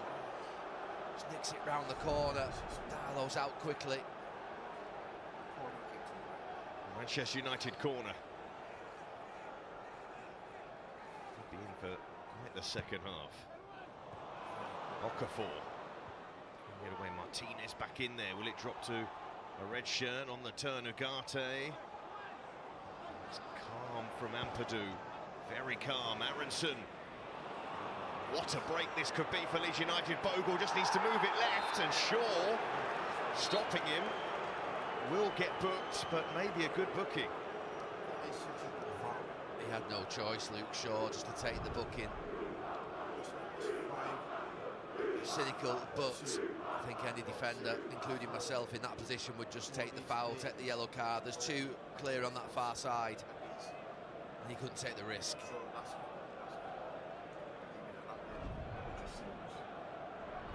So booking for Luke Shaw. There's danger of any suspension.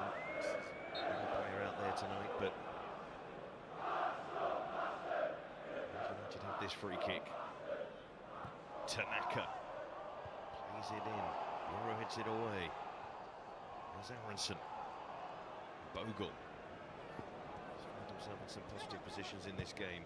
Bogle looking for Aronson. It's just getting away from him.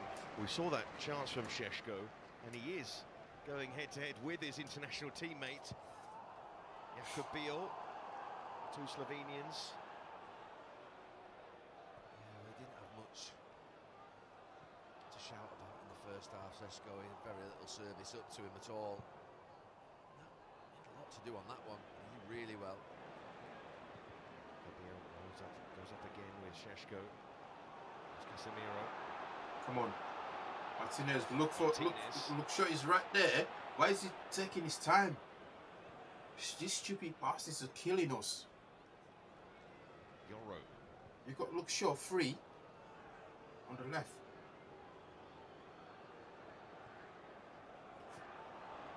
Ahmed. Put the ball in the box. Martinez. Look, put a cross in. Counter-attack a moment or two ago. There's Fernandez to Shaw again.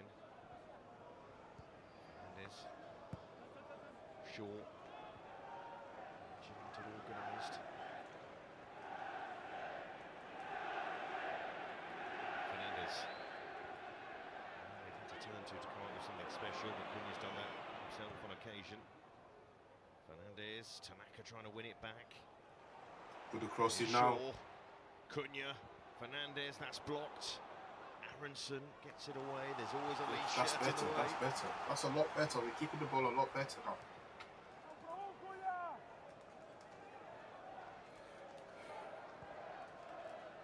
Martinez. Yoro. But they back to the low block. Look at them. Yo, welcome back, bro. Welcome back. Look at Leeds, right? Look at them, bro. The low block. 1, 2, 3, 4, 5. Can't get the crossing past Aronson. Yo, Fernandez. Cunha, I mean, oh, it's too close. Šeško nearly scored. We need a goal the next 5 minutes. The next 10 minutes, at least. Well, it's too the rest of it. We're keeping the ball a lot better the first couple of minutes here. Manchester United here still feel, of course, that they can make up that ground, but Leeds still threatening that third. Phil will take the game away from Manchester United. Unbelievable to say that, to suggest that before the game, that would be the situation. 2-0. I can't be that. You know, it's one of those where you don't. Somebody predicted before this game and said the game will end up 3-2. Maybe still gonna win it 3-2.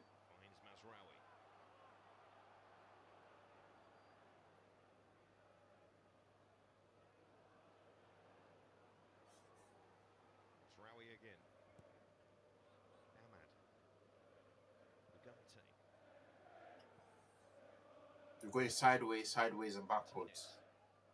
Here we go. Somebody needs to make a run. Be heard in Old Trafford. Here's Shaw. And backwards.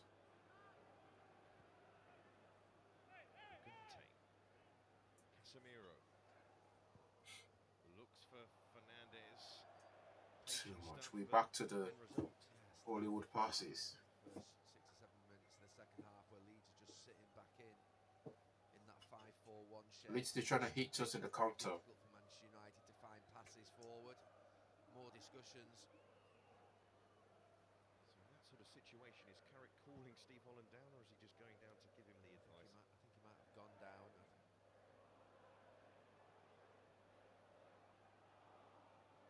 I just think he's crying out for the Mbeumo and Mount substitutes. I think they've got to get on the pitch. So I don't think Manchester United can. What do you think he's going to bring up? Question marks about Bruno's fitness for this one, but there's Mazraoui, caught by Fernandez. There's Goodmanson, down Tanaka, using the ball well. Bogle, and they have that out ball, Leeds. Aronson treads on the ball. One pass from Leeds, taking out the old defence or the old midfield, and that's what we need to stop. And we can't seem to be able to stop it at the minute. Possible violent conduct for a hair pull from Martinez or Calvert-Lewin. Oh, come on. And the game is going to be stopped here. Oh, come on. Oh, come on. It's getting worse. It's going to get worse. It's going to get worse. Oh, it's going to get worse. To see here, we've been watching it on the VAR monitor, is the pull of the hair there. He let go. And when it comes to hair pulls, there's no doubt in officials' minds. Yeah, you ain't getting away with a hair pull. It's going to get worse, man. I mean, it's a bizarre thing to do. Oh my days, it's going to get worse. Go to grab the shirt. He's checking it, Vice checking it. He definitely pulled his hair. Definitely pulled his hair. Definitely did it. But is that enough for a red card? Said by the VAR, it's the responsibility of the Manchester United player not to pull at his hair in that situation. It's a red. He's going to give it. That's essentially what he's saying. And therefore, Paul Tierney is going to tell the crowds that Martinez is not going to play a further part After of this review, game. Manchester United 6. Fucking hell. Pulling his hair, violent conduct, final decision is red card.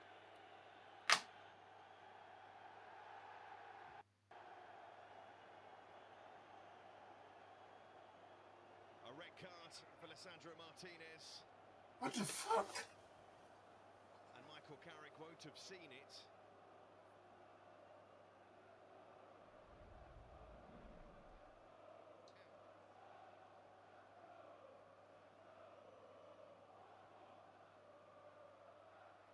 Bro!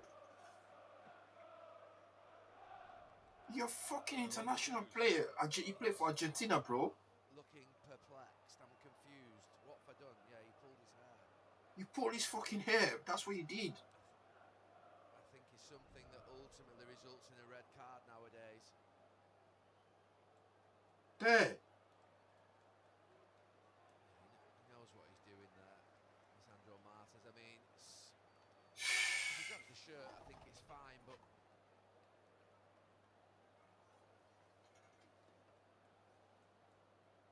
when it comes to hair pulls, there's no argument against it, essentially.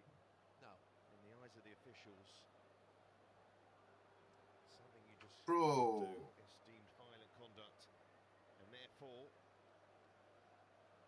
Sandro Martinez is sent off, and Manchester United down to 10 and 2-0 down.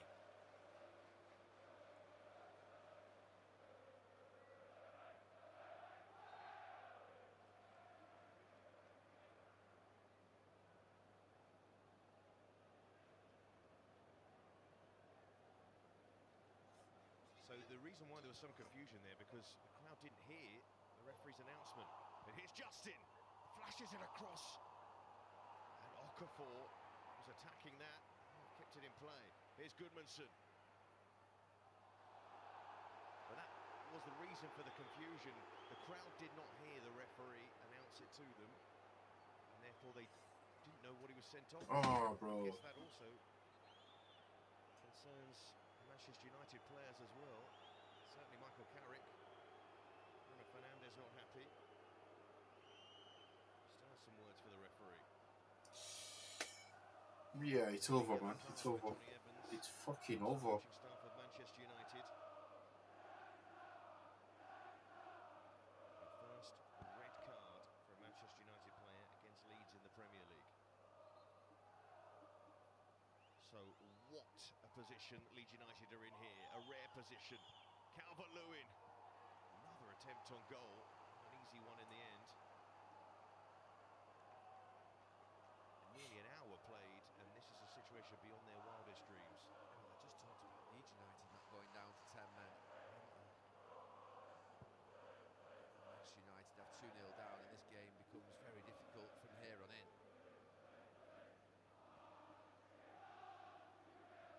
Mazraoui. We need them to step up. We need this Amat to step up. Keep the ball a lot better. This guy is going boss, man.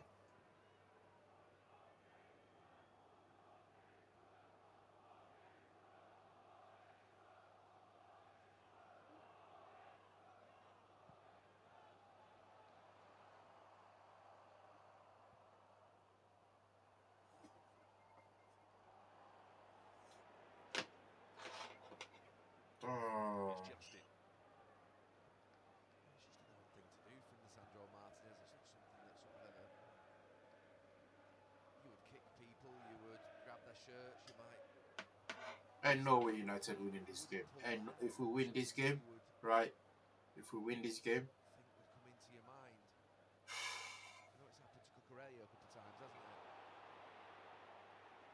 Aronson can't hold on to it, but then Ahmad wasn't released. And then sliding in Mazraoui. Goodmanson. Okafor. Okafor looking for Calvert-Lewin. You're away. Justin, he fancies this. Deflected. And it will be a corner. we've got a corner. We've got a corner. Manchester United are going to do in this situation, down to 10, but still need to chase this game.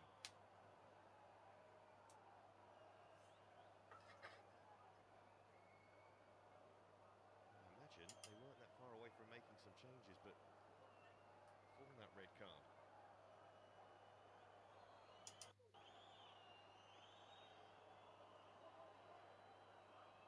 Calvert-Lewin has had his opportunities to get on the score sheet. So many opportunities, Leeds. Goes the Leeds corner, looking for more. Struck, it fell to. Away by Cunha. 12 efforts on goal Leeds United have had here. 5 efforts on target, looking for another one. Ball across from Tanaka.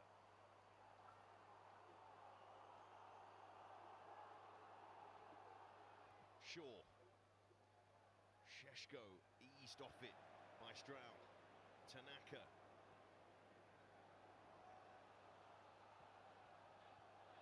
Look at this. And Leeds confident on the ball. Fucking hell. Olaying at Old Trafford. Ole at Old Trafford, mate. Ole's at Old Trafford. Carrick has not altered the nature of the players. I think even more when you're down to 10 men, you need players who can sort of hold on to the ball. And I think, as I say, Mount and Burmo are the types that can dribble. They can hold the ball when Manchester United win it back. You've got that sort of man down. sub off the back of the sending off. Casemiro in the back four. Home support trying to get behind their team to produce something big here. We need something big, not just because of the scoreline, not just because they're down to 10, but also Leeds United are not finished. Here's Goodmanson. What a game he's had. Bursting, options to his right. Goodmanson goes himself. And Nearly scored again, Leeds. Talked about those Leeds United wing-backs in the very first few moments of the game. Very good going forward. He drives in and diagonally towards goal, Goodmanson, rather than going straight. Bro, Kobe Mano makes this team ticks. Falls in between the cross and the shot. I think his eyes lit up there with the idea that he might score his first Premier League goal. Leeds has scored once this season in the FA Cup. And the goal since signing. Justin. Darlow. Good for Stroud. It's going to be a free kick.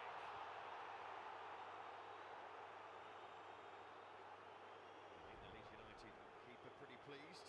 Yeah, he's shaking a mess. He thought this was a soft one. He's lucky there. I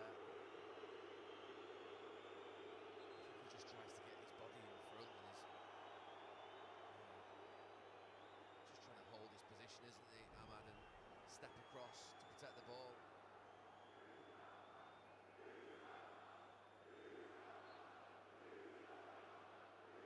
Well, you won't be surprised to hear that Bruno Fernandes has been booked for dissent.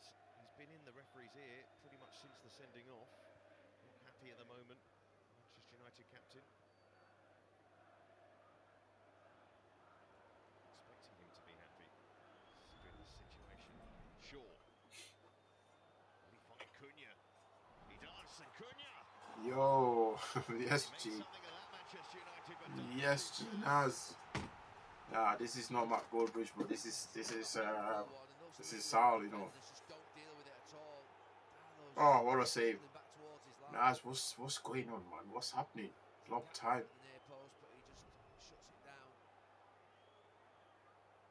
You found the channel, bro. You found the channel. Please subscribe. Please like. Thumbs up. Give us a thumbs up.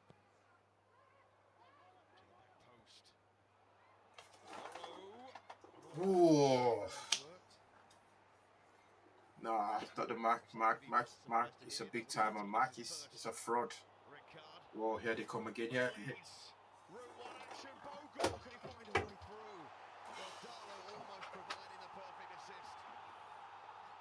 Yo. It could have been 3-0.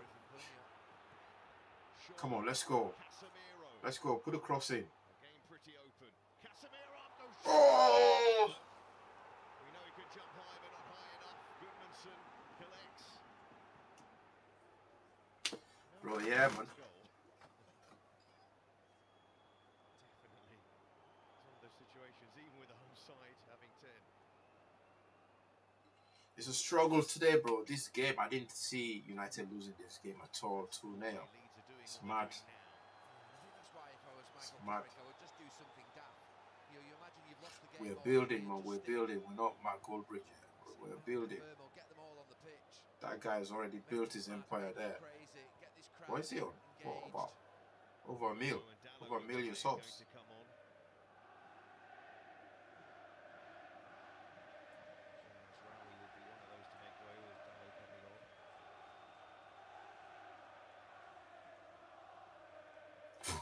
Don't mention Arsenal, bro.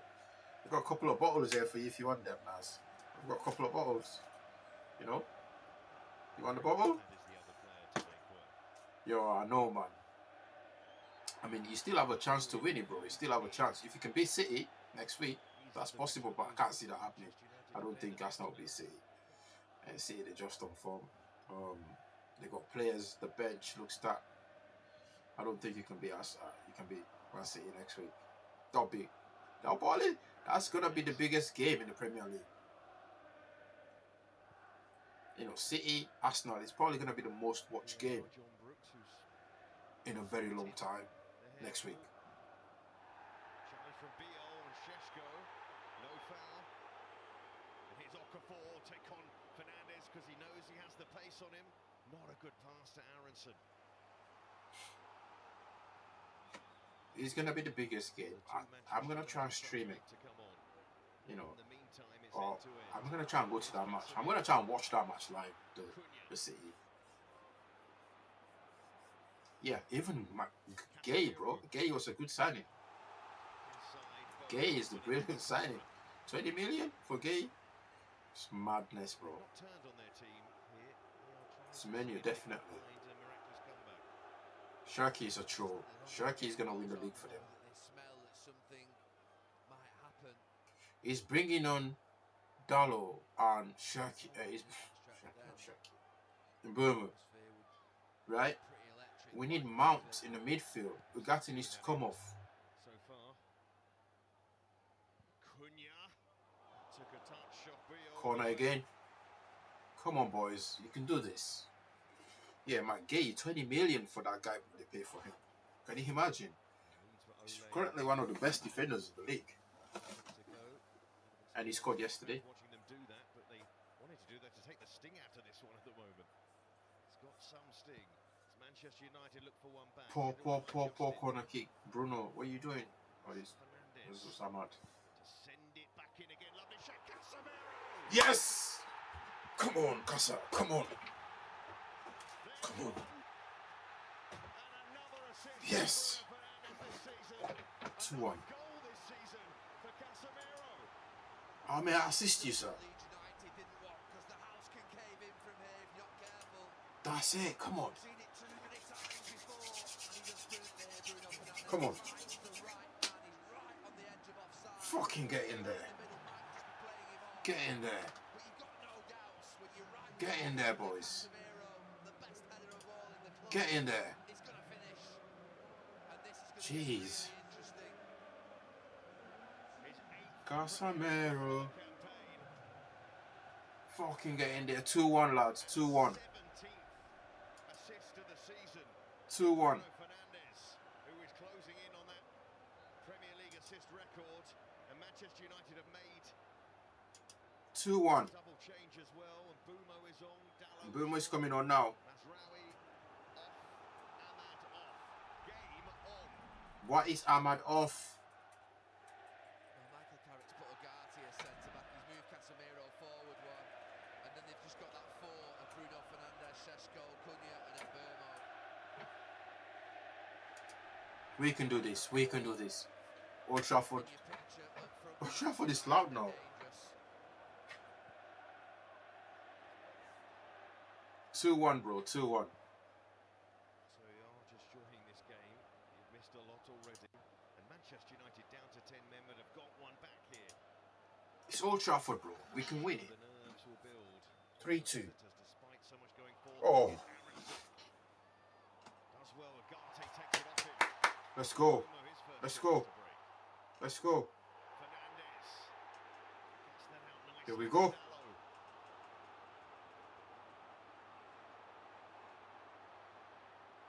Here we go. Looking for Casemiro again. He wins the header. And Ampadu allowing that to bounce. Fernandes. There's Aronson. Foul. Wins the free kick. Woo. Is that already soccer for? We can smell blood. We can smell blood here. It's a massive, massive 20 minutes. We can smell blood. When you think about where they've been in this game, Manchester United down to 10 men. Takes them 6 points clear of Tottenham. And it will feel like forever as that clock ticks down. We can smell blood. United, we can smell blood. Come on, Reds. Go get it. Go get it. Stroud. Goodmanson. Ampadu.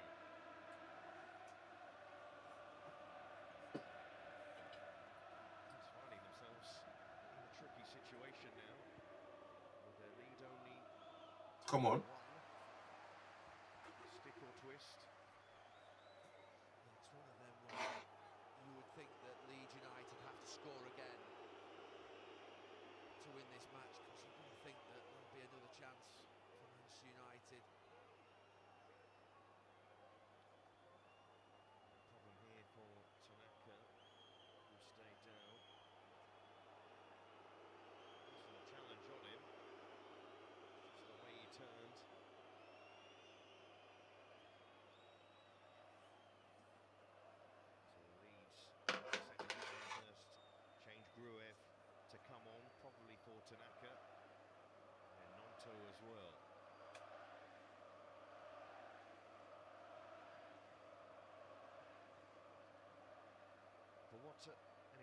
combination Bruno Fernandes and Casemiro are, because the last 6 goals that Casemiro scored have been with his head and from balls from Bruno Fernandes. Yeah, there's just a couple of things when I just think when Bruno Fernandes moves out into that wide right position, I always think as a opposition player, that's the main threat in the team. He's an assist man, he's just a goal machine, and he's got to be closed down, close his right foot down, and in the middle, you've got to pick Casemiro because he's the best header. Come on, people, come on.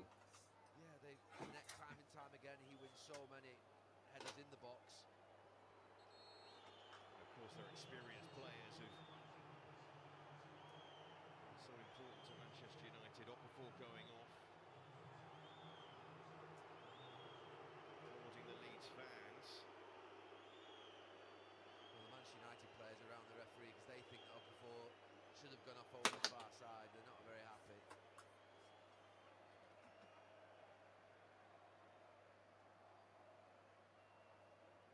Got a lead to defend here, though, Leeds, and it's going to be Gruev on, Nonto on, and Tanaka.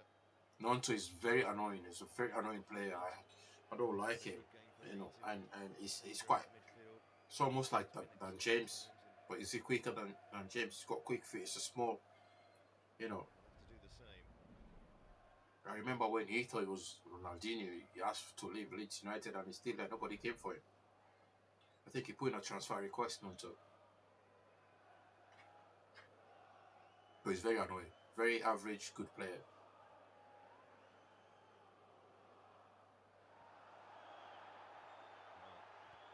Support, thinking that was a foul throw. Strout clipping it forward. Nonto, his first involvement. Taken off his toes by Fernandes. Justin. Well played by Ampadu. After the challenge from Agate. Ampadu. Gruev. Justin. Keep it compact, keep it compact. Justin. You can see they're making use of the extra man, Leeds. Just need to look after the ball at the moment. Manchester United will put them under pressure. Here's Ampadu. Gruev. They're making use of the extra man. Nonto. They've got themselves into a position in this game that they've not been in often. The extra man. The extra man. Goal. Terrific ball cut out by Yoro. Gruev getting there before Mbumo. Goodmanson. Nonto in for a blockbuster last 15-20 minutes. It seems Ampadu. Is caught by Casemiro, finds Bogle. Bogle trying to find some room. Sure. Yes, since that Tanaka injury, just give Leeds time to reset, and they started pretty well after the break.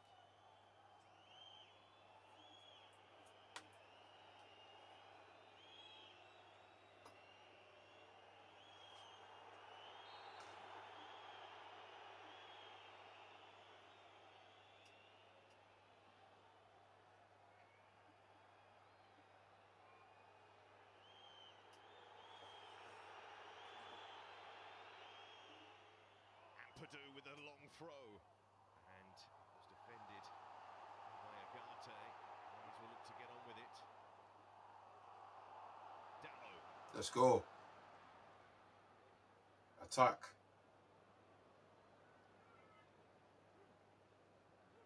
Fernandes. Sheshko. Beal takes it away from him. Dallo. Messing around now. Playing Calvert-Lewin once again, holding that ball up. Down to Nonto. He's got Fernandes to run up. Here Nonto. Nonto inside. Aronson. Nonto. Aronson. He's taking off their scorer in this game. Both goals and Okafor. They are making the extra man count, man. It's crazy. Still Bogle. Now Nonto, fuck's sake. Oh. I'm telling you, Nonto is so annoying to watch. He's a good player, average, very average good player. Oh no! What a save, Ballanders. What a save. Oh my days. What a fucking save. Fernandez and Bumo. Can he keep it in play? He can't. Well, that probably would have been the game there. Yeah, it would.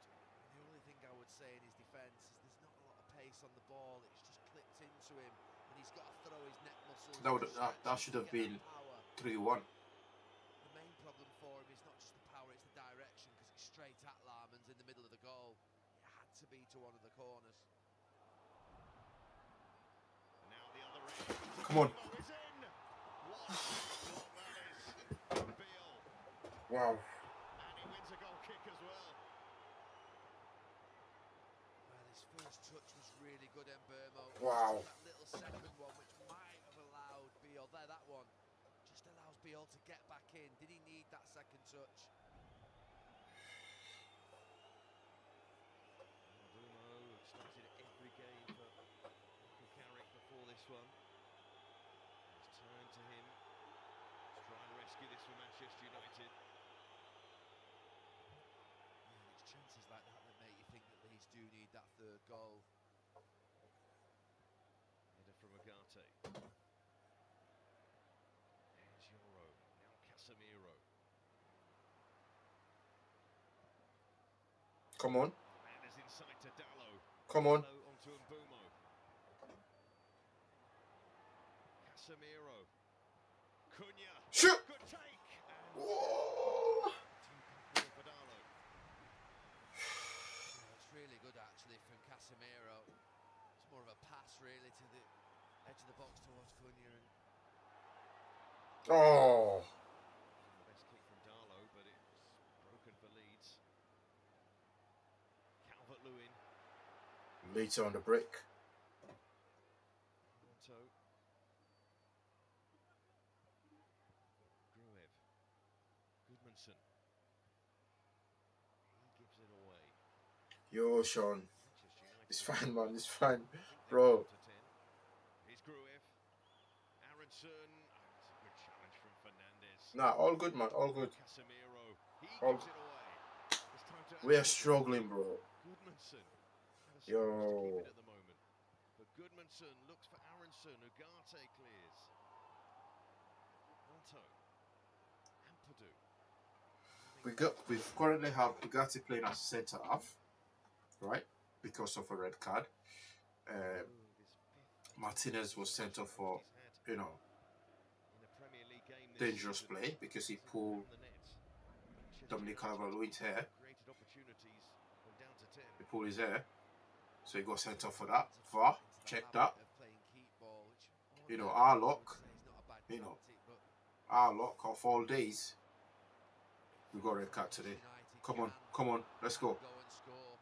Let's go. Sheshko. But Beale's done well against him. Aronson. And here comes Leeds.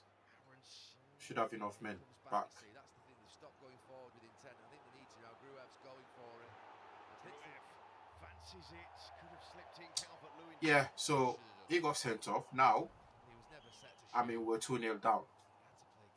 We've pulled one back. Hopefully we can get draw off this game, man. Because losing this game, it's not good for us. I mean, We're at that point in the season, of course, when these games are being. but it looks like we can get points out of this. Of both these teams, but supporters of teams who were against them in their respective positions in the league. No way we can win this game. I can't see us winning it. I can't see it happening. Come on. Manchester United equaliser here. Hopefully, I'm hoping for a draw, man. I'm hoping for a draw, 100%. I'm hoping for a draw. If we win it, that'll be. But the first 45 minutes, bro, it was the worst I've seen under Michael Carrick. It's the worst 45 minutes I've seen under Carrick, bro. The reverse fixture, suspended for that game.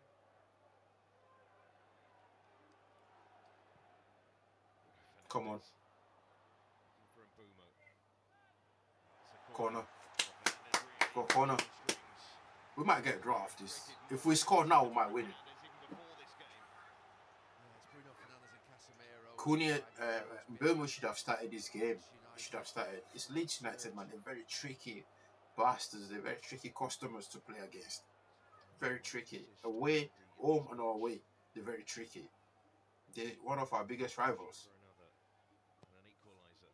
Fernandes to the back post. And it comes to nothing, he was sure. The corner kicks have been absolutely. Bruno Fernandes created the most chances in the Premier League this season. He's actually created 40 more chances than the next highest player. Incredible campaign he's had. And he is at the heart of Manchester United's fight back here. Longstaff is about to come on as well, it seems.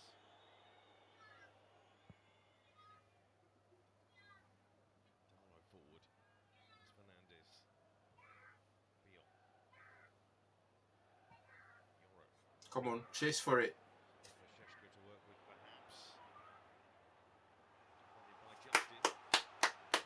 Old Trafford, get up, man. Make some noise. Got to move the ball forward. There we go. Fernandes. Terrific diagonal to. What a touch, man, Bomo. Darlow inside and Boomo. Darlow saves. Shaw following up. Manchester United knocking on the door.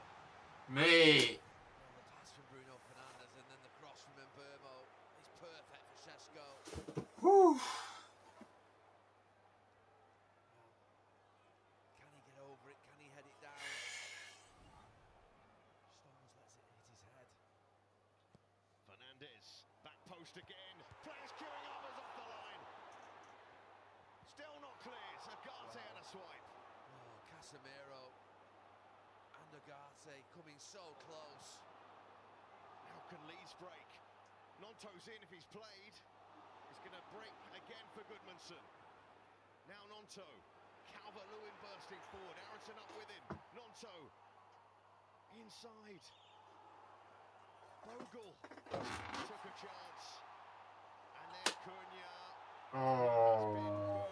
But instead, it's going to be a dive. And a yellow card. Ampadu. Hearty mouthful for Cunha for a moment. Cunha does well defensively and then... Yeah, absolute dive. So Ampadu in the book. Longstaff set to come on. And it's Aronson off, so slightly defensive change here from Leeds, who do have a man more. I don't feel like they do at the moment. Shaw. Agate. Fernandes. Plays it forward. Casemiro staying forward. That aerial ability. Nonto. Darlow trying to win it off him, can't. And Nonto can break into space. The counters will be here for Leeds. Can they make one of them count to finish this game off? Calvert-Lewin. Oh, Agate slipped, but it's going to be a throw-in. And Calvert-Lewin at the other end coming to Leeds' rescue.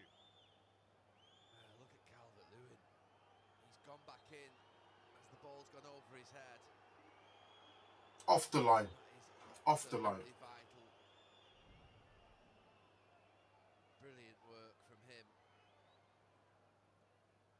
Calvert-Lewin has had... Too fucking easy. Can he pick something out in the middle? Not quite. Ampadu blocked. Justin trying to chase it, in goes Shaw. Wow. Well, you can't take your eyes off this one at the moment. This has been quite the entertainment. It's not been the first game that's been entertaining at this ground this season.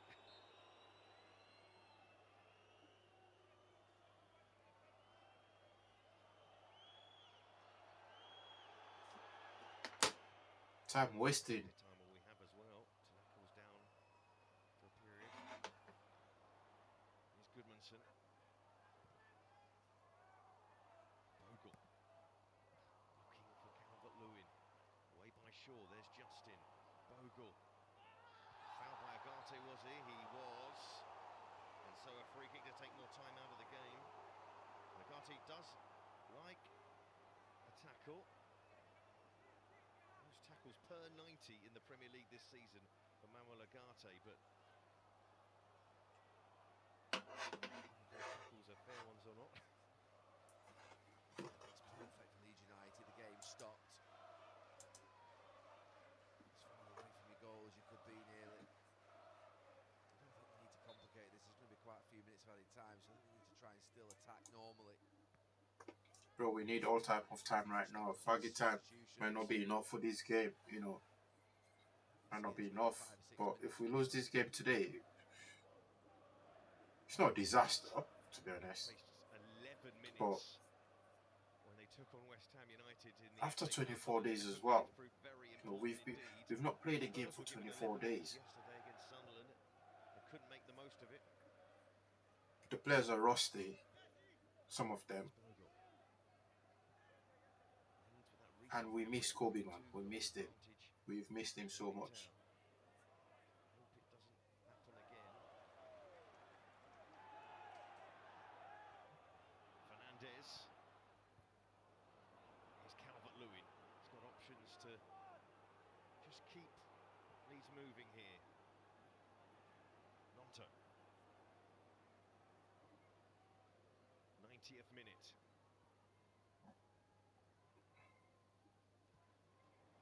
Press, press, press, let's go.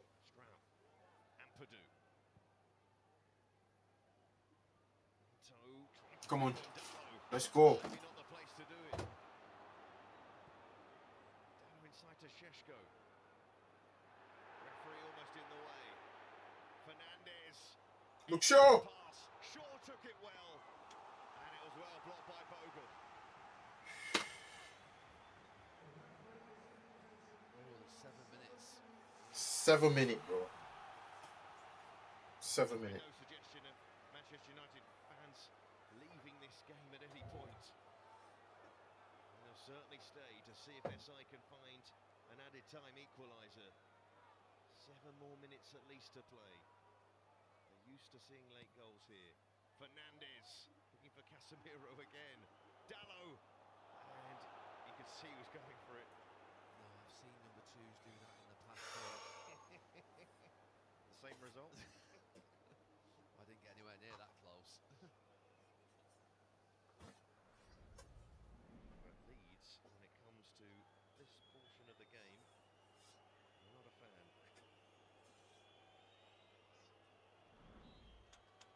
He knows this. Expression we've seen from Daniel Farke in this situation on a fair few occasions. He knows how big this would be for Leeds if they can get over the line here. Fernandez. And no free kick there. And Bumo. Fernandez on the edge of the box. And Bumo can't get round Strauk. Free kick Leeds. Oh.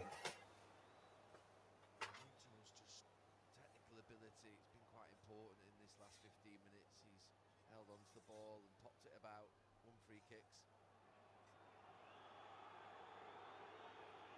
Still 5 minutes left in this game. And it is huge, this. At the bottom of the league. Manchester United, they've no time to recover and a few points in front in the Champions League race, but for Leeds, it's massive. These 5 minutes feel like an age from a Leeds United point of view. To go back to 1981, the last time Leeds United won at Old Trafford in the league.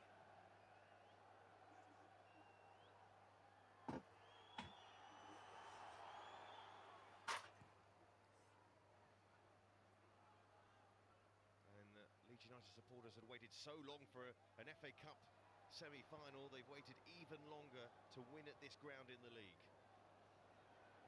If they were to get this win here and go 6 points in front with the home fixtures that they've got left, it would give them a big chance. Wolves this Saturday coming up at home.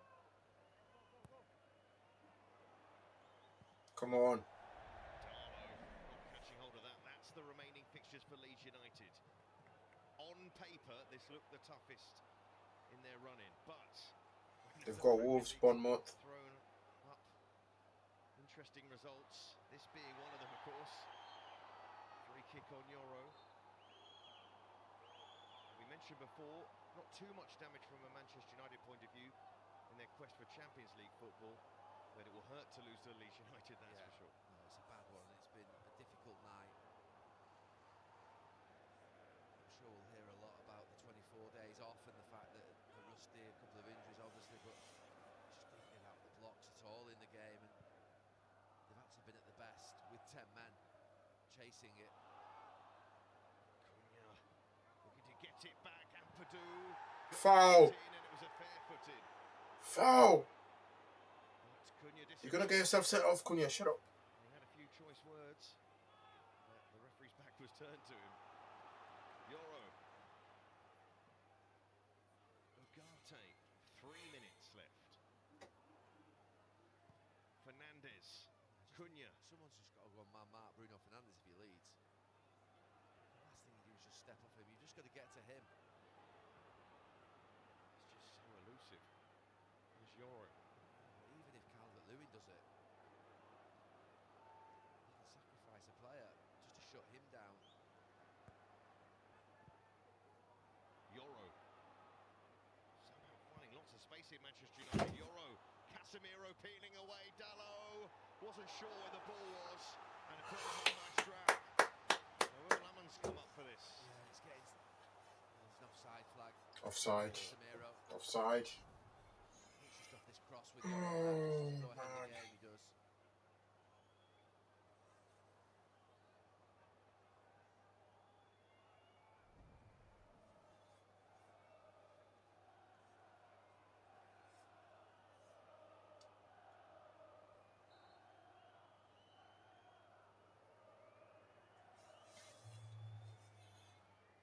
Yeah, it's over, man. We're not even getting a draw off this game. Not even a draw, man. Come on.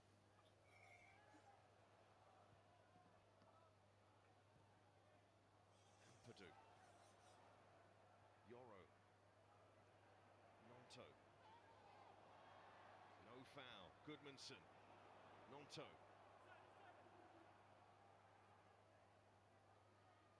Has to run with it himself, and he's not going to get the free kick. It's going to be a goal. Come on. Let's go. Furious. Yeah, he's not happy. Let's go. Fernandes' confidence in his ability, but has to send it forward with a minute or so left to play. Šeško. Let's go.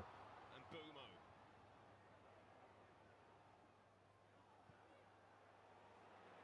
Fernandes, just the man they want on the cross, but not at his best.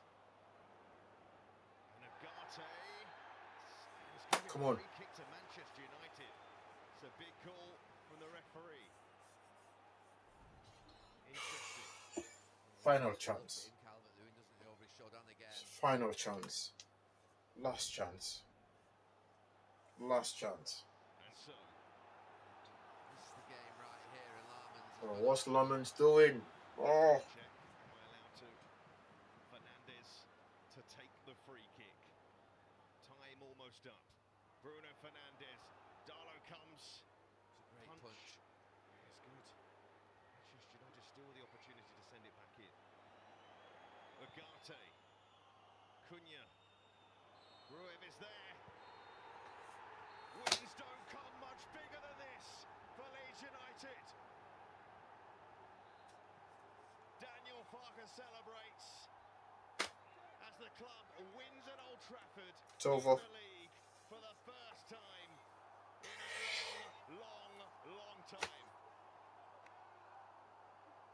And just as important, in fact more important, are 3 points that takes them further away from trouble.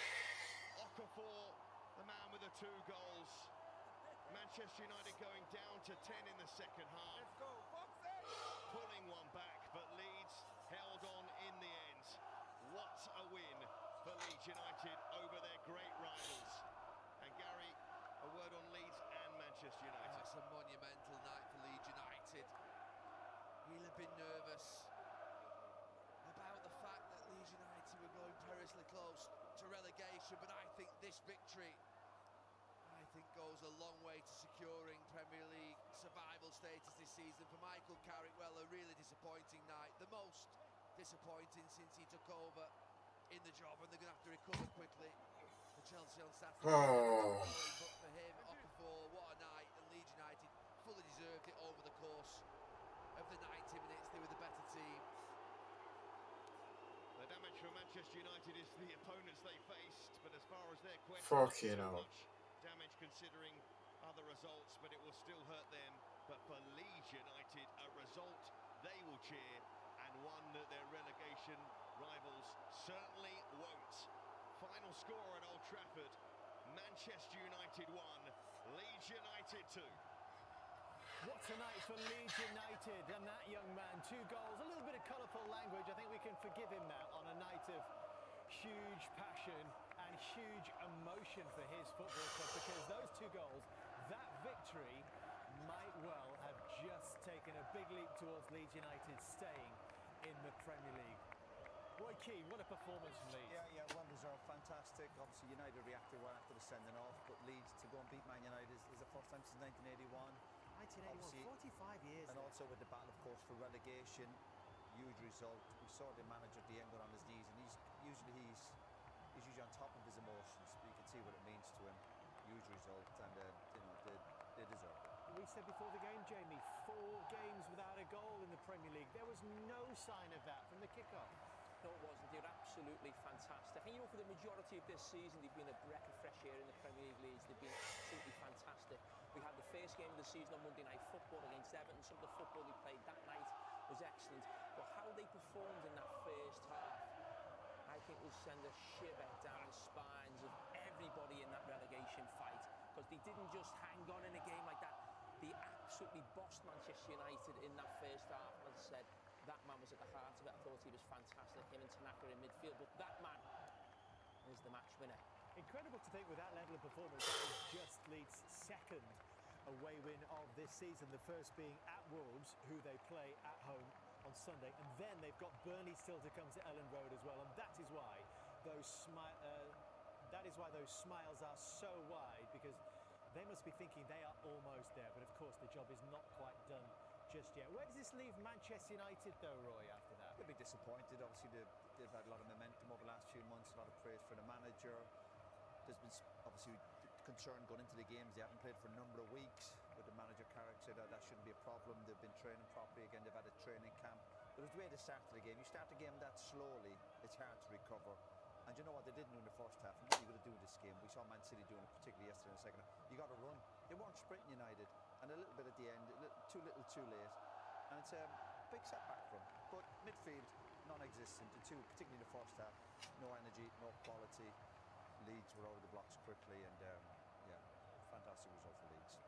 These are moments to savour on a night those Leeds fans who are there are not going to forget in a hurry. Fantastic performance. Their team have delivered when they needed it most.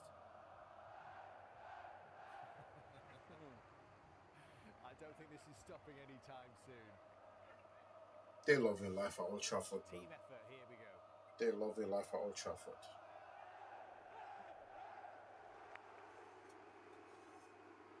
Brilliant. 6 points clear of Spurs in those relegation places now. And Spurs, one of the sides they still have left to play as well. That they are still in 15th, but 6 points means so much to them with those 2 games to come at home against the bottom 2. Leeds fans are starting to believe it could be a very special end. They're surviving. They're going to stay up. Manchester United a chance to go 10 points clear of Chelsea, who they now look at the table on Saturday night, and they do so without Alessandro Martinez. They may do so without Harry Maguire as well. We're yet to hear about that, but that could be down to 4 points, Roy. Yeah, how things change quickly. Obviously, before the game, it's all positive, and now all of a sudden you look at Villa, Liverpool, Chelsea, and yeah, they'll give them a lot of encouragement. But it's just the way they started the game. I think that was a big disappointment tonight. You start that slowly in a big game. You know, there was a good atmosphere before the game, a lot of positivity. Leeds are in town. It's so good the fact that, you know, and they never got Villa didn't win yesterday. You know, and we're still in the top 3. Hopefully this is just a blip. But we were so poor in that first half. I've never seen anything like that under Michael Carrick. I have never seen anything like that under Michael Carrick. The first 45 minutes, we were bullied off every single ball. The midfield was so open. The defending was so poor. I mean, I understand. Like 3 of them, they've not played together in a while in the back 4 there. But Ugarte, man, come on. To be honest, it's not bad, but it's just not good enough. What he did today, Ahmad was not crossing the ball into the box. Cunha wasn't crossing the ball into the box enough. Sesko, fucking hell, man. I don't know. But then again, like I said, we are still in the top 4, in the top 3. So, as much as it is disappointing to lose to Leeds because of the rivalry, we can take this as one of the games that, you know, Michael Carrick's supposed to lose. You know, I'm expecting Carrick to lose about 3 games, but 3-4 games. I think this is the second game he's lost. But yeah, we find ourselves again. Daniel Farker absolutely loved. Look at the celebration, man. He was on his knees, man. He was on his knees with that celebration. They've not beaten United at Old Trafford since 1981, 41 years ago. You know, Leeds United have not won a game at Old Trafford. And now they're celebrating as if they won the league every day. They have every right to celebrate that much, though, to be honest with you, because they're going to stay up. They will stay up. This is massive for them when you look at the bottom 3. Let's see if we can put the table here. Let's see if I can find the table.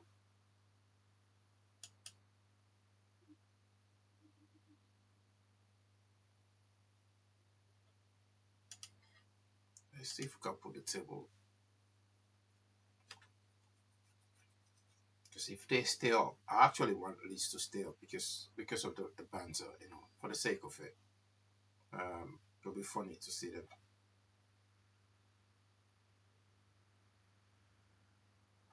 Where's the table? Come on.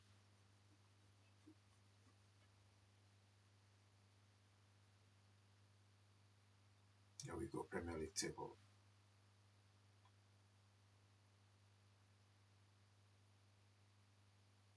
I hope City will beat Arsenal next week.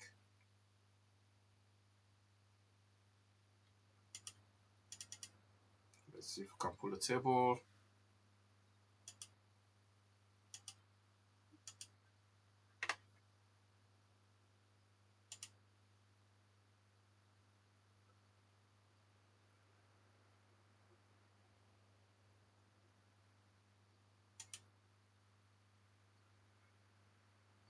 So here we are with this table now. Looking at this, what do you think is going to happen?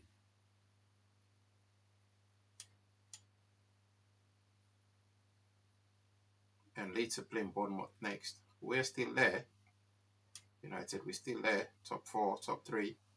So we could still maintain what we've got here. 55. We're level on points. We're level on points here with Aston Villa. And Liverpool, they're creeping up. They're creeping up. So our goal difference is pretty solid. I mean, Yeah, so that's keeping us there. So even if Liverpool win the game next, but we just need to keep winning our games, or even just get a draw.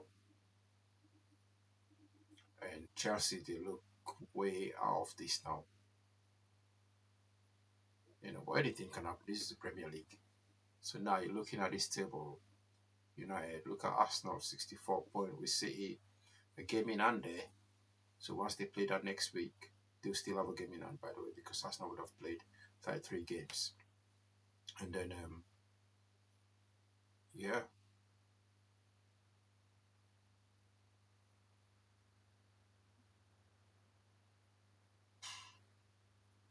'67. Then that one came in hand. If City win that one, that leaves it. That put them ahead. But if Arsenal can just get a draw at City, they'll still be fine. They'll still be fine, Arsenal, if they can get a draw. Let's have a look at this. Where Leeds are.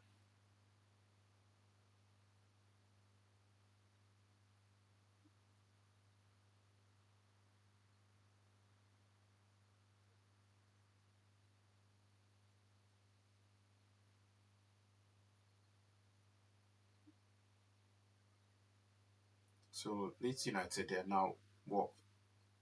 They're still 15. They stay there with 36 points. 36 points there for Leeds. You know, that's not bad at all. The 6 point off the drop. 6 point off the drop, Leeds. Well done for doing that to yourself. Oh, United.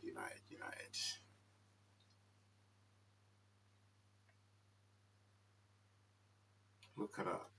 Newcastle definitely not qualifying for the Champions League anymore. They're out of it. I don't think Newcastle will qualify for the Champions League. They might go to the Conference League, but they're way out. Palace are safe, Fulham are safe, Bournemouth are safe. So Leeds, potentially they could be safe now. They could be safe because then that leaves Forest 3 point. Tottenham. Can you see them coming out of this, Tottenham? Can they escape this? Because both teams at the minute, both West Ham and Forest, they play better football than Tottenham. The midfielders, they're on every ball, especially West Ham United. But this is huge. It's fucking huge. 6 point off the drop, Leeds. And they've got some really easy games coming up now. But again, that's their level. Those teams coming up is their level.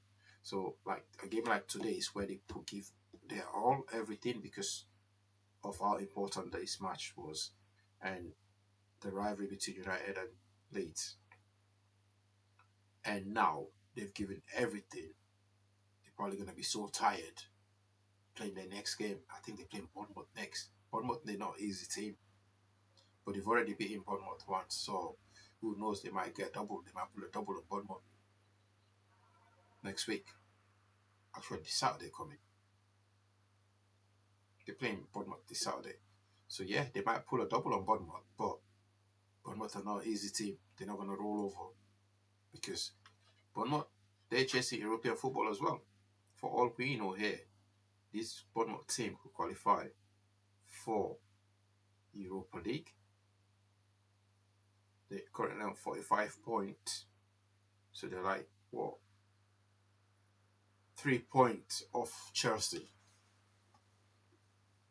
3 points off Chelsea. So these guys, Bournemouth, if they beat Leeds, there's so much at stake for them as well. If they beat Leeds, they could qualify for the Europa League or even the Conference League. So, go on, Bournemouth, do your thing. But I can see them beating Leeds. I don't think Leeds will get off this one. That's their next match on Saturday. 3 point off top 6. Can they do it? Why not? Can they do it? Why not?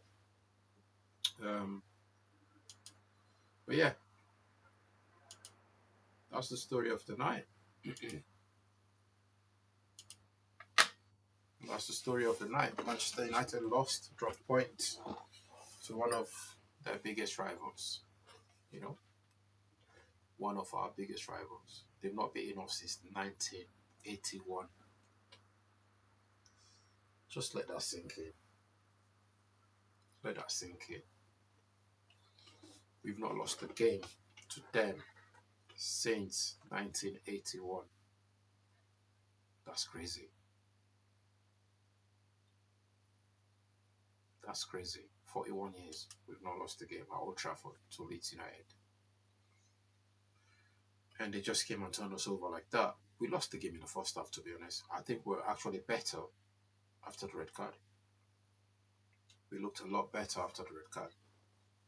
You know, we looked a lot better after the red card.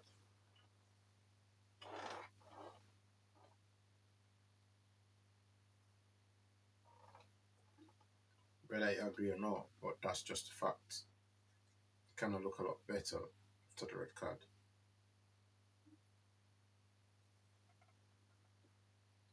Anyway.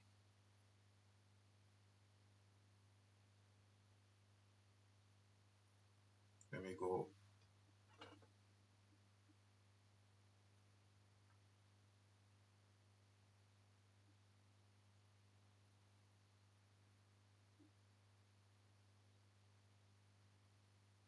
It's not been a night for us. It's not been a nice man. I was expecting. Let's see what Carvalho and Dominic Carvalho will see. What is he saying?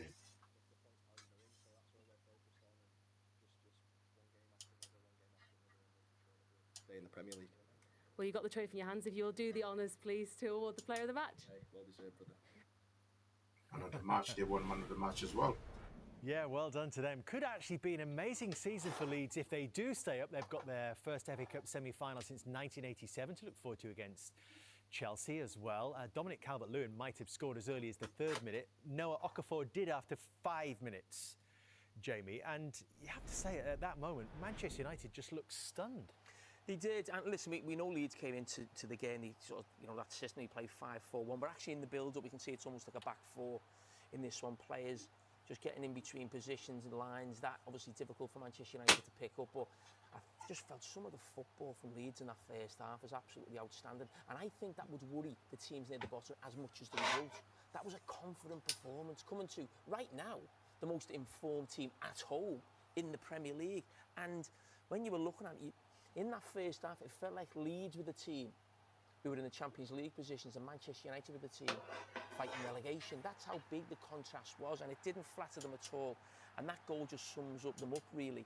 They go from one end of the pitch with the goalkeeper, and Yoro was the only man to touch it, slight touch on the head, and then they finish it brilliantly. It was a really good instinctive finish as well, wasn't it, from Noah Okafor? And perhaps that, Roy, gave him the confidence to try his luck. Yeah, of course. And then obviously United causing their own problems here, trying to be too smart at the back. Obviously Leeds are going to be hunting them down, not quite getting their clearances properly. And again, Leeds getting bodies in the box.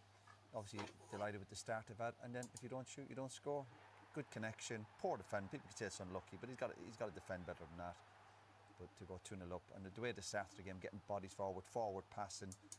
And I said before the game, they wouldn't be coming to park the bus, Leeds. They do turn up and have a go at United, and they got the rewards for it. They absolutely did. Lomon's beaten here with that deflection as well, which took it beyond him, and there was no way back from there for Manchester United. Let's hear from Daniel Farke, sunk to his knees at the full-time whistle. Here he is with painful instinct. Daniel, congratulations. It's a really big victory. First of all, how do you feel after that performance? Tired, relieved, but also proud of the boys. I think fantastic performance we had into the crunch time period of the season, and it's important to keep the nerves and to stick to your plan. I think fantastic first half. Should be higher up than just 2-0, if I'm honest. Missed also many chances. Also good start into the second half. Then sometimes the red card can change something. I didn't have the feeling at all, but we were a bit sleepy in one set-piece situation. But then of course, it's more or less like it's still Man United away. It's and also difficult to bring it over the line as a newly promoted side, but to be there with the first win, I think in our whole history on Premier League level, first win here since whatever 40 years is amazing, and of course a big step forward. We spoke before the game as well about the lack of goals in the last couple of Premier League games. Within 5 minutes, already on the score sheet, how much did that please you about the way that your team approached the game today? Yes, very happy for the boys because goals are always important for the momentum in the game, but also a sign of why we should be performance-wise in a much better position. Also today could have been way more effective. Should have used our chances even better to bury the game before. And on the other side is a team packed with top-class players, and they could bring quality from the bench in. And if you don't bury the game, it's always something possible, especially for the home team, Man United. And and this is also why we have to stay humble. We are not perfect. We are sometimes there also with a mistake. We are not the finished end product. We have to stay humble, bro. Take the win and just leave. Go. Really positive during this. Go back to Leeds. You mentioned there it was a slightly different second half. Don't try and stay humble here. You've won. Sending off for Martinez. 41 years ago. That was the last time we won at Old Trafford. Yes, I've not watched the scene back. I was just told that it was a hair pull, and for that a red card, I guess. Once the VAR has watched on it and said, okay, you have to break the game, and then the referee goes out and watches back, and it was probably a red card, but I haven't seen the scene. And was a bit worried because we had such a good momentum, and sometimes such a situation can change a bit the momentum. I would have preferred more or less to play further on 11 versus 11, but it is how it is, and in the end we won the game, and I don't complain. That's cheeky, that. Man said I would have preferred playing 11-11. Your team had managed that second half because he was on top. Keep hold of those 3 very vital points despite what happened. I would say 95% really good. Of course, the situation with the goal in overload, you shouldn't concede then out of second phase on the set piece on the far post and underload. I think we are overshifted, we're not aware enough. So there was a small mistake also in the final minutes. We could have killed the game with a bit more possession, calmed the game more down. There were good periods, but it was not perfect. Overall, I'm pleased, and I know the lads were also nervous. It was not the easiest week. We had several players also out and just in training for 2 days. Jakabiol, Gabi Gudmundsson, Noah Okafor. I was happy that we could find solution without Anton Stach, without Joe Roden today. So big compliment to the whole group, and for that, yeah, we were not immaculate today, but overall really good. So 6 points clear of the relegation zone, still a handful of weeks to go, but that puts you in a really good position. And does that give the team the confidence required for these next couple of weeks? Yes, confidence, definitely. Win is always good for the mood, for the confidence, also for the table. But the reality is also like performance-wise, we should be only with far more than 40 points. And I think this team has performed over the whole season with unbelievable consistency. But we can be more effective in both boxes. And for that, the reality is we are on 36 points. A few more points are needed, but of course we edge tonight 3 points closer. Important step, but nothing is achieved yet. We have to stay humble. We have to stay grounded. We have to stay hungry.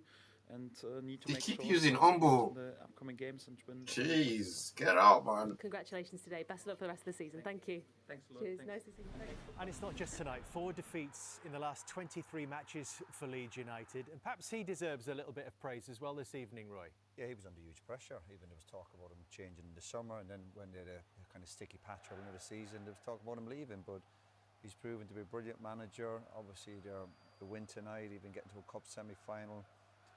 They've got a bit of momentum now, and the way they played tonight, they played with a lot of confidence and belief. And we saw his reaction at the end of the game. He's quite a kind of calm guy, but he'd be fairly pleased. I think he was. I think that's fair to say. And there they are, still in 15th, but with a 6-point gap on the bottom 3 and Spurs. How do you see it now, Jamie? Yeah, I mean, listen, what I said before. Listen, those teams down there, they'll all be watching tonight. The supporters, the players, the staff, and that'll be a big blow for them. Psychologically, you think that's a game Leeds should probably lose today. They'll be looking at the home fixtures. They've got Wolves, they've got Bournemouth, Burnley, Spurs, Brighton, West Ham. Wow. You factor in, could they lose at Old Trafford to win? Do you think Wolves are sitting there thinking this? We've been just entirely disrespectful about them all night because it's almost, we're saying it's almost a given they're going to get something in that game. I think almost everyone's a little disrespectful of Wolves because they're near the bottom. Actually, I think Wolves have been a really tough proposition for a lot of teams in these last few months. You think of sort of what they did to Arsenal, what they did to Liverpool, what they did to Aston Villa. Obviously, this is different. They're going away to Leeds, but it's certainly a game if Leeds play well. they've got a great chance of winning. It's not being disrespectful to them. Unfortunately, that comes with the fact that Wolves are bottom of the league, and the same with Burnley. But the thing for me was the performance. That wasn't the performance of a really poor team. That was a performance of a really good team. Well, he says that's been the level all season. They've deserved more. Do you agree? Yeah, listen, I think most managers always say they deserve more. Listen, it'll sort itself out at the end of the season. But when you're going back to Tottenham, because Tottenham are the big story down at the bottom, let's not forget that. There's obviously a relegation fight every season. To see Tottenham there, you can't quite believe it. We have not seen a Tottenham performance like that in about 6 months. Well, for what it's worth, I think Opta have got Leeds' relegation chances about 2.4% now. So they think it's pretty much done. So you're saying there's a chance? A very small one. Manchester United. Yeah. I mean, I'll wait for Carrick's interview then. I'm going to end the chat. But yeah, there's a factor of love in life there. And he's aware of the record as well. Because Leeds, over the last 40 years, they've not won at Old Trafford. They've not won a game at Old Trafford. And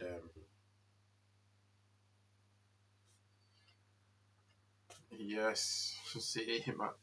I mean, to be honest with you, SPO 95, I'm rooting for you guys as much as I hate Man City, but I'm rooting for you guys to win the league, just because we don't want Arsenal to win it. But welcome to the chat. Welcome to the chat. Thanks. Please subscribe as well before you leave. Like the stream as well if you can, please. But we're rooting for Man City to win. But tonight is disappointing result for United. We should have won this game. We shouldn't be losing to Leeds at all. I know you guys are celebrating because you know the history between Leeds and United. But thanks for stopping by. If you're still here, please subscribe before you leave. But yeah, disappointing result. Really disappointed. I was so looking forward to this game as well. I was so looking forward to it. But we go again next week. We go again. Let's look at our next fixtures. Our remaining fixtures in the league.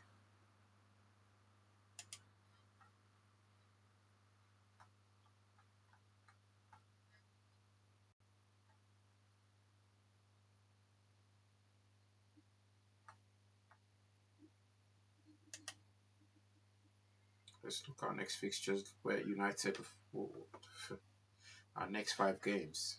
Let's have a look. We've lost today 2-1. It's crazy. We've got Champions League football coming tomorrow, which I'm definitely streaming. Atletico Madrid, Barca return leg. Barca have got to do whatever they need to do to win that game. And they've got Liverpool at home to PSG. Can Liverpool pull one back? Both teams tomorrow, they're down 2 goals each. 2 goals each. So can Liverpool turn it around tomorrow, and can Barcelona do the same? Only time will tell tomorrow. So I'll be streaming that tomorrow, both games. Both Atletico Madrid versus Barca. That will be at 8 o'clock. Both games will be at 8 o'clock. I'll be streaming both games. So please subscribe and press that, click on that like button and notification button. And join us tomorrow for the Champions League. We're not there. We're not playing Champions League football, but next season we're gonna be there definitely. Champions League has been missing Manchester United. We're a different breed, different club in the Champions League. But tomorrow definitely 8 o'clock. Join us by 7. I think I'll be live. I'll be streaming from 7 tomorrow. I would love mainly. I think I should be able to have both games on tomorrow. Looking at HBO Max, I should be able to watch both games as a package at the same time, so I can see side to side what's happening. So I'll be able to run commentary on both of them. I'll be able to switch commentary between the two games. Champions League tomorrow, Champions League football. Join us tomorrow, and then you've got the Championship football tomorrow, Portsmouth. Ipswich Town, Southampton and Blackburn Rovers. That's going to be a good one. And then you got Bolton Wanderers versus Stevenage. I need to start going to the Bolton Wanderers games because it's not really far from where I am.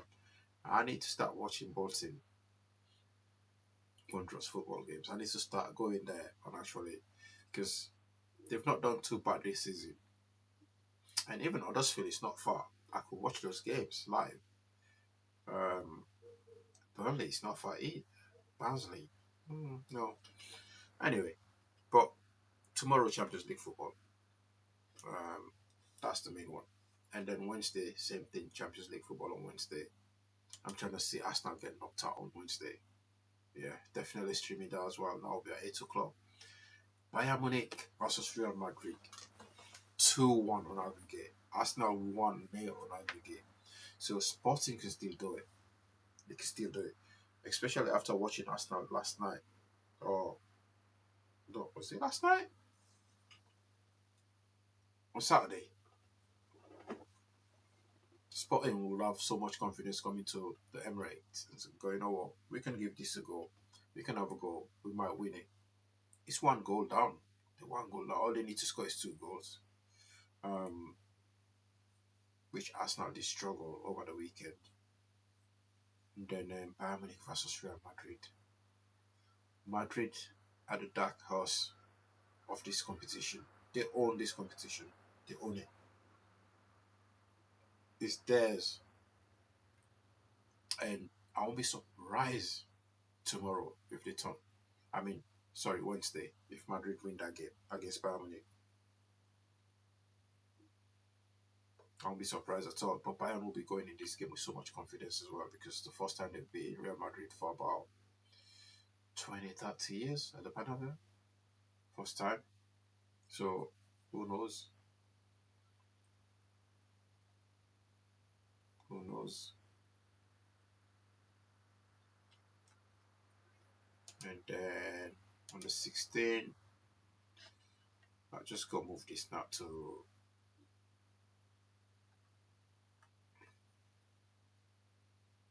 is that Friday night football? I might have Friday night football. No.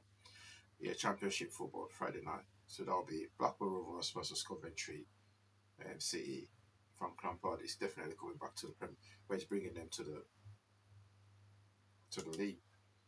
Then Saturday, the 18th, Premier League back on the 18th. Chelsea United at 8 o'clock. Right? I'll be streaming that on Saturday. Chelsea versus United at 8 o'clock.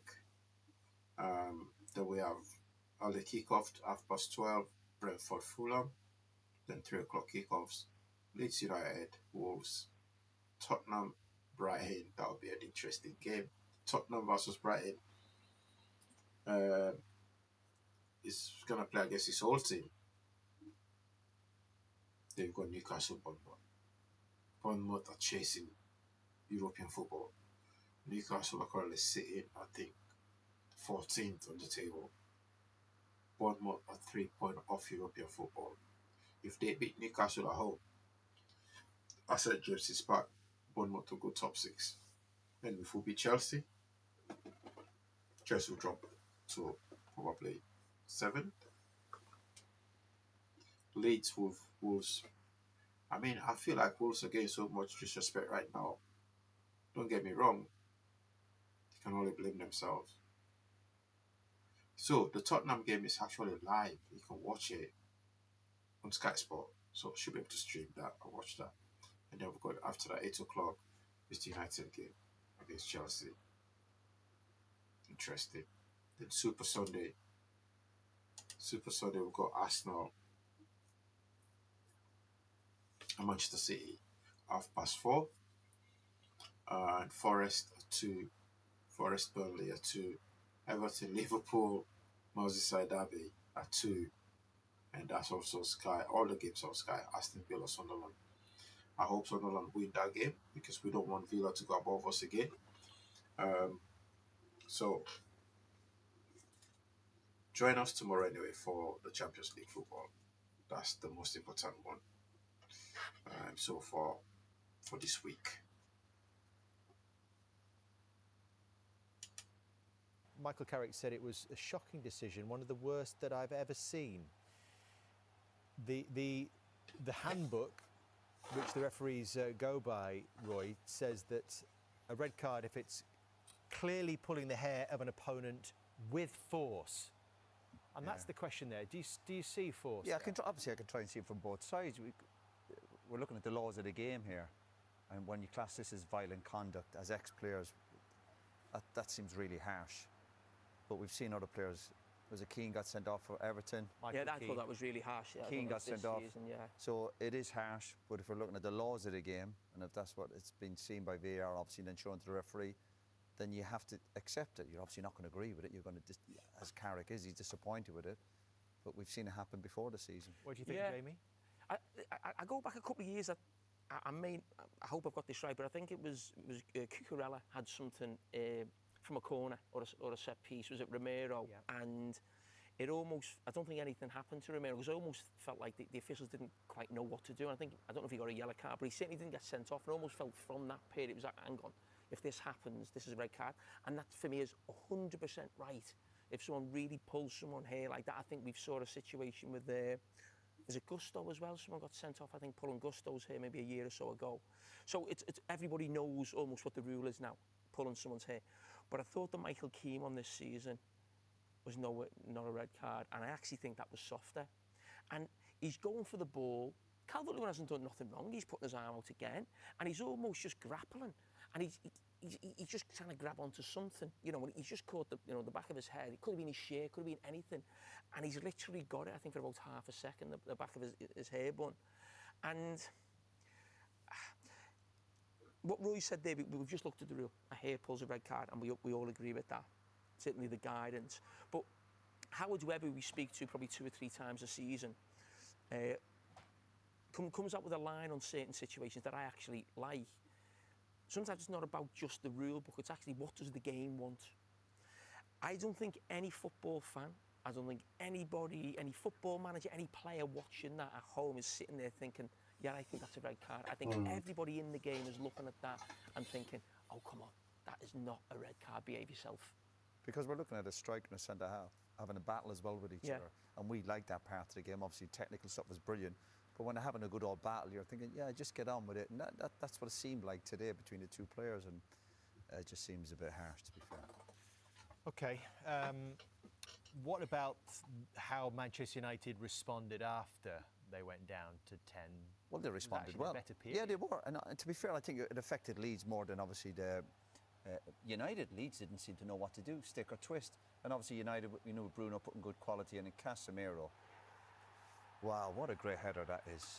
In terms of when he attacks the ball, it's absolutely Premier League goal of the season. Absolutely, but even his movement here, yeah, and Bruno, a great delivery, of course. But even Casemiro, it's not easy. But he does see it all the way. But wow, fantastic header. He always seems to. The ball always seems to find him, doesn't it? In the box. And that's a really good habit, isn't it? Yeah. But he finishes as well. It's not as if he's getting headers. He does finish a lot of the time. And then Bruno's getting deeper and he's spraying the balls left, right, and centre. And you're thinking United, as you'd expect, United have nothing to lose. They're going to have a go and a couple of saves. And Calvert-Lewin, they're getting blocks. Leeds, of course, fighting for their lives. You're thinking it's going to finish 2-2. And again, Leeds are fighting for their lives and had to dig in. Listen, Manchester United have always done this and always will. No matter what the situation, if they're attacking the Trafford end, in that second half, teams just get dragged deeper and deeper. I've been there myself as a player. Listen, they're fantastic at it, and even when it was... And you want this from your centre forward as well, don't you, Jamie, when you're fighting for your life? Brilliant day. Listen, I think he mentioned on his interview as well, he's probably disappointed with a couple of chances, and he said, I almost repaid the team back for that. But listen, he's been brilliant for Leeds this season, and he plays a big part in both boxes aerially as well. And do you think, Roy, there'll be an element of, the decision makers, Manchester United. We've talked about it a lot in terms of Michael Carrick's situation. We'll be sitting there thinking, OK, let's see how he responds to this and handles this. Of course, and that's got to be the reaction. For any team, when you have a setback, is next week going to Chelsea. Obviously, we saw Man City rip Chelsea apart in the second half yesterday. But it'll be a tough game for United going to Chelsea next week. And you don't want to have them doubts beginning from the ownership if they're thinking, we think Carrick's the man. Because just say, for example, they do start slipping up in the next few weeks, they'll they'll be thinking twice, I think, about giving the job. Only natural. We will see what happens. Some big games on the horizon for Michael Carrick and Manchester United, with Chelsea to come, with Liverpool in a couple of weeks as well. Now, he was a fine Premier League midfielder as well, wasn't he? But was he among the greatest of his generation? I think we can certainly say that Roy was, and I'm reasonably confident that he might make Jamie's top 10. I certainly hope it's going to be. But who else is under consideration? And right, guys, thank you very much for watching. I'm gonna have to end this stream, and I appreciate everyone for liking the stream and for voting as well. It's not been the result that we wanted, but that's the outcome that we got today. So